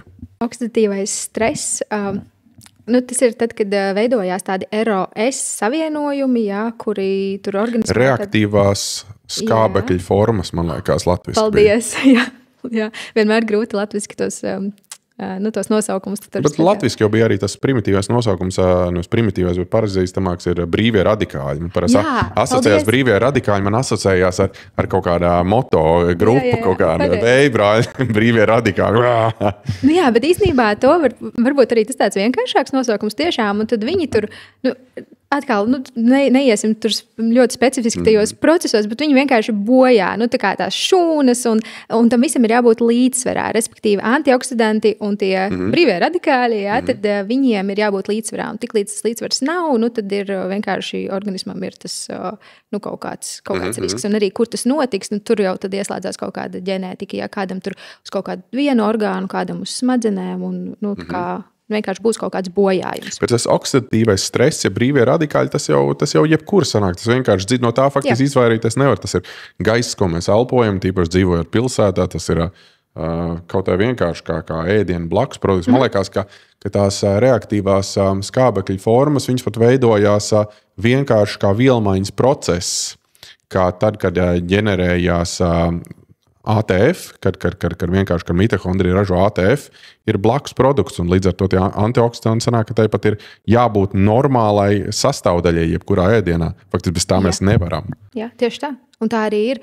Un tāpēc, ka šie visi kaitīgie faktori mums ir arvien vairāk, gan šie produkti, kuri varbūt prasa kaut kādas lieku, to pārstrādi. Un tur pārstrādāt ēdienu, un cukurs, ko uzņem visi. Un es faktiski nepazīstu īsti laikam nevienu cilvēku, kurš tik precīzi, ka nekad neapēdīs nevienu čipsi, nevienu cukuru, nevienu, vienalga ko. Jā, precīzi. Un plus vēl arī šie vidas faktori. Mums ir visur apkārt gaiss kļūst piesārņotāks, ūdens kļūst piesārņotāks.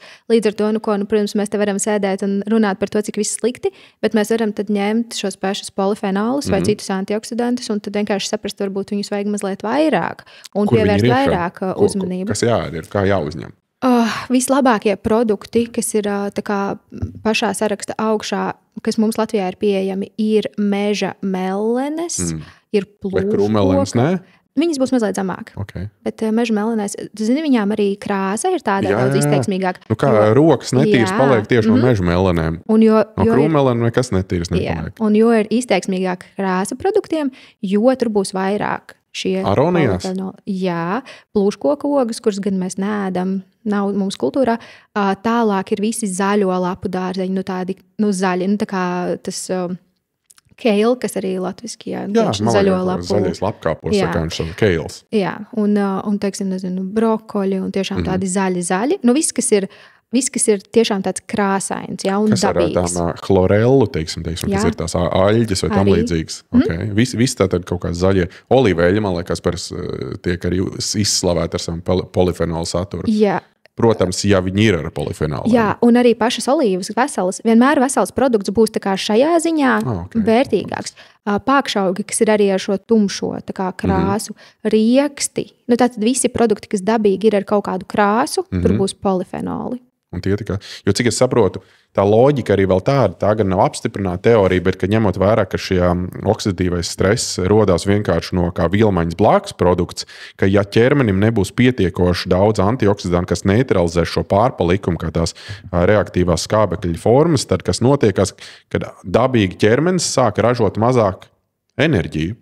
Un viņš sāk ražot mazāk enerģiju, tāpēc, ka viņam nepietiek vielas, kas šo blakus produktu iznīcina.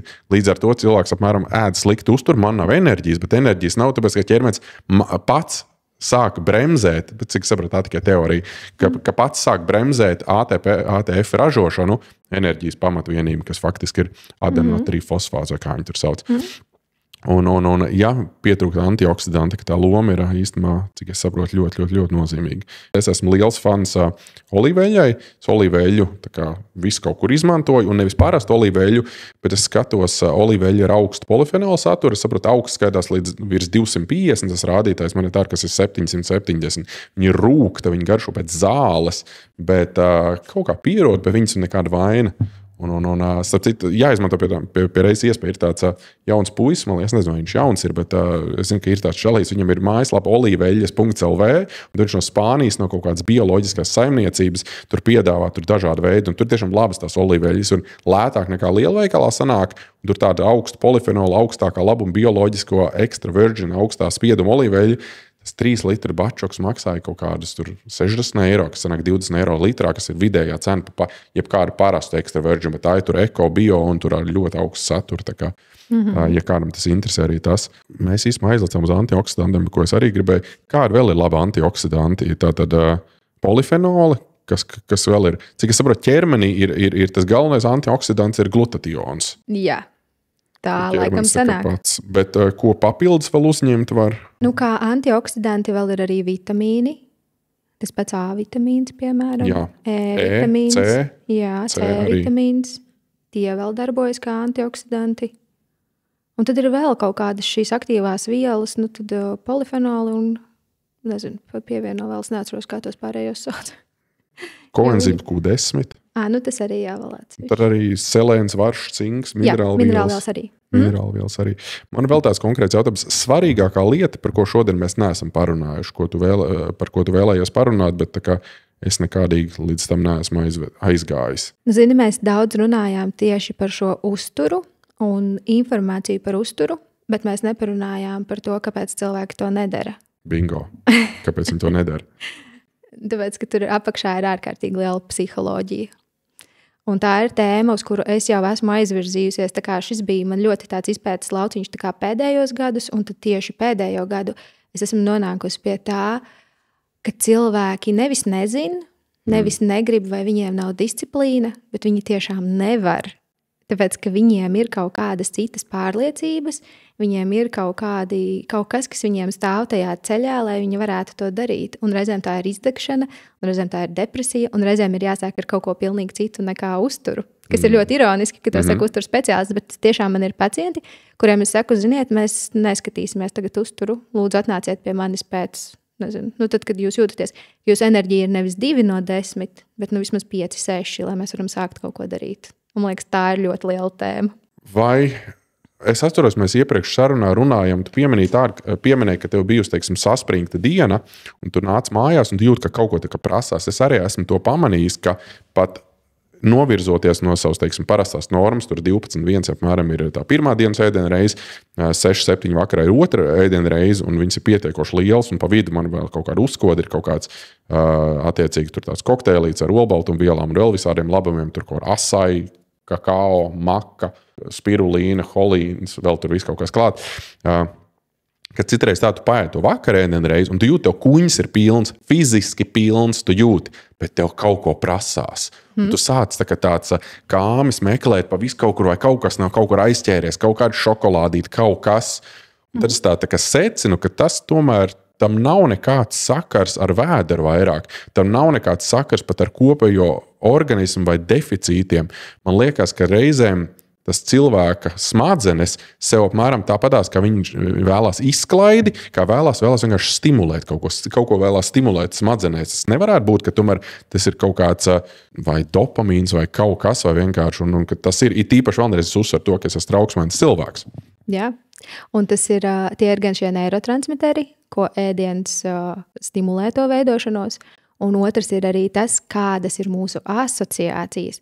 Ja mums bērnībā deva konfektīti, kad mēs nokritām, tad mēs gribēsim konfektīti, ka kaut kas neiet tā, kā mēs plānojām. Ja mums bērnībā mierināja ar ēdienu, tad mēs tieši to pašu darīsim. Ja mums ir tā foršā sajūta par to, ka, nezinu, ir kaut kāds silts ēdiens uztaisīs, un mēs pilnīgi jūtamies tā kā kaut kādā, nezinu, omītes apskāvienā, tad mēs ēdīsim to ēdienu. Ja? Un ēdiens ir ārkārtīgi saistīts ar mūsu tā kā smadzeņu vispār tām iemītajām taciņām, ja? Un to, kas tur vispār ir, un ne jau mūsu apziņā, bet tādā zemapziņā. Un tad, kad cilvēki to neņem vērā, ir ārkārtīgi grūti tikt kaut kur uz priekšu. Jo tad, kad mēs to saprotam, īstenībā, mēs varam ēdienu izmantot kā komfortu, jo tas ir viens no veidiem, bet tam ir jābūt vienam no veidiem. Tas nevar būt vienīgais veids. Bet, ja tu kādu reizi, nezinu, man bija slikta diena darbā, un es tagad gribu apēst kūku. Ja tas būs reizi gadā, es par to nesatraukšos. Bet problēma ir tad, kad cilvēki neapzinās šos mehānismus un nesaprot, kas tam ir apakšā. Un tas kļūst par atalgojumu beigās, nevis par uzturu. Es atceros ar citā, ka manai omai, lai viņai viegli smilts, kad viņai bija aptuveni tur pēdējie tie dzīves gadi, viņa bija diezgan mazkustīga, un viņa joprojām beigās, viņa visu mūžu bija tāda ražana sieviete, un viņa tur beigās ēda kaut kādu to plātsmaizīti, ko viņa bija uzcepus vai tam līdzīgi. Un viņai teica, klausies, tev tur tāds liekais svars, un tur sirds un asinsspiediens, un kas tur, varbūt tās neēd. Viņa atbilda tā, bet tā ir vienīgā bauda, kas man palikusi dzīvē. Jo pakustēties viņa vairs īsti nevarēja, viņai nekas cits neinteresē, tad viņa saka, tā ir vienīgā bauda. Un varbūt tās, ka cilvēkam savu dzīvi virzīt tā, lai ēdiens nebūtu viņa vienīgā bauda, lai viņš saņemtu baudu no attiecībām, no draudzības, no kustības, no dažādu mērķu sasniegšanas, no vienkārši no iemācīšanās būt vienatnē un nezinu. Jā, precīzi. No hobijiem, no citām patīkamām lietām. Lai ēdiens nebūtu tas, ar ko tu sev atalgo. Lai gan ir tā, tik tiešām piekrīt, ka tik daudz ir tas faktors, kā mums ir ģimenē ieaudzināts, ka apēnosākums zupu tad dabūs saldēs, kā tāda bauda tiek glorificēts apmēram. Tas ir tas, kas ir jāsasniedz. Izdara kaut ko grūti, apēd tā frikadeļu zupu, tad dabūs to saldo. Jā, bet arī otrs. Tomēr saprast, ka ēdienam ir arī šī sociālā funkcija. Jā. Un mēs varam veidot ideālās diētas, bet ja tāpēc cilvēks neies ārā no mājas ar saviem draugiem, ja tāpēc viņš neizies, nezinu, uz kaut kādu restorānu, vai tāpēc viņš neceļos, jo tur man skries pretī krosāni, tad tas arī vairs nebūs veselīgi. Un ļoti atrast to vidusceļu, tad saprast, jā, ka primāri ēdiens nodrošina to visu, kas mums ir nepieciešams, bet man patīk tā augšējā daļa tam, te viņi noņēmuši no to saldumus. Nevajag to saldumus. Bet man liekas, viens, jā, labi, vismaz viens paliek. Man liekas, ka vajag. Es esmu par to, ka arī, zini, ja tu man jautātu, vai es gribu nodzīvot līdz 100 gadiem, un tagad man ir jāievēro kaut kāda diēta, vai es nodzīvošu līdz 90 gadiem, bet es baudu dzīvi, tad es labāk apēdu kaut ko. Es neēdu saldumus visu dienu, bet es gribu arī pirmkārt sociāli būt sabiedrībā, un mums ir jāņem vērā arī tās sabiedrības normas, ja? Ka tomēr tur ir, tu aizies ciemos, tev droši vien, ka dos tur rosolu un kaut kādu tur kūku, ja? Un tā tas ir, bet vai tāpēc neiet ciemos, vai tāpēc būt tam, kurš sēž un tur ir kaut kāda brīža, kad, protams, es saprotu, cilvēkiem ir mērķi, un viņi to ļoti grib nomest svāru, tad tu, protams, uz kaut kādu laiku tu to dari. Bet kopumā visu dzīvi, arī visu tikai skaitīt un tur pārspīlēt ar visu to, tas arī neizklausās pēc tāda veselīga. Bet vai te nevar vilkt paralēles ar alkoholu?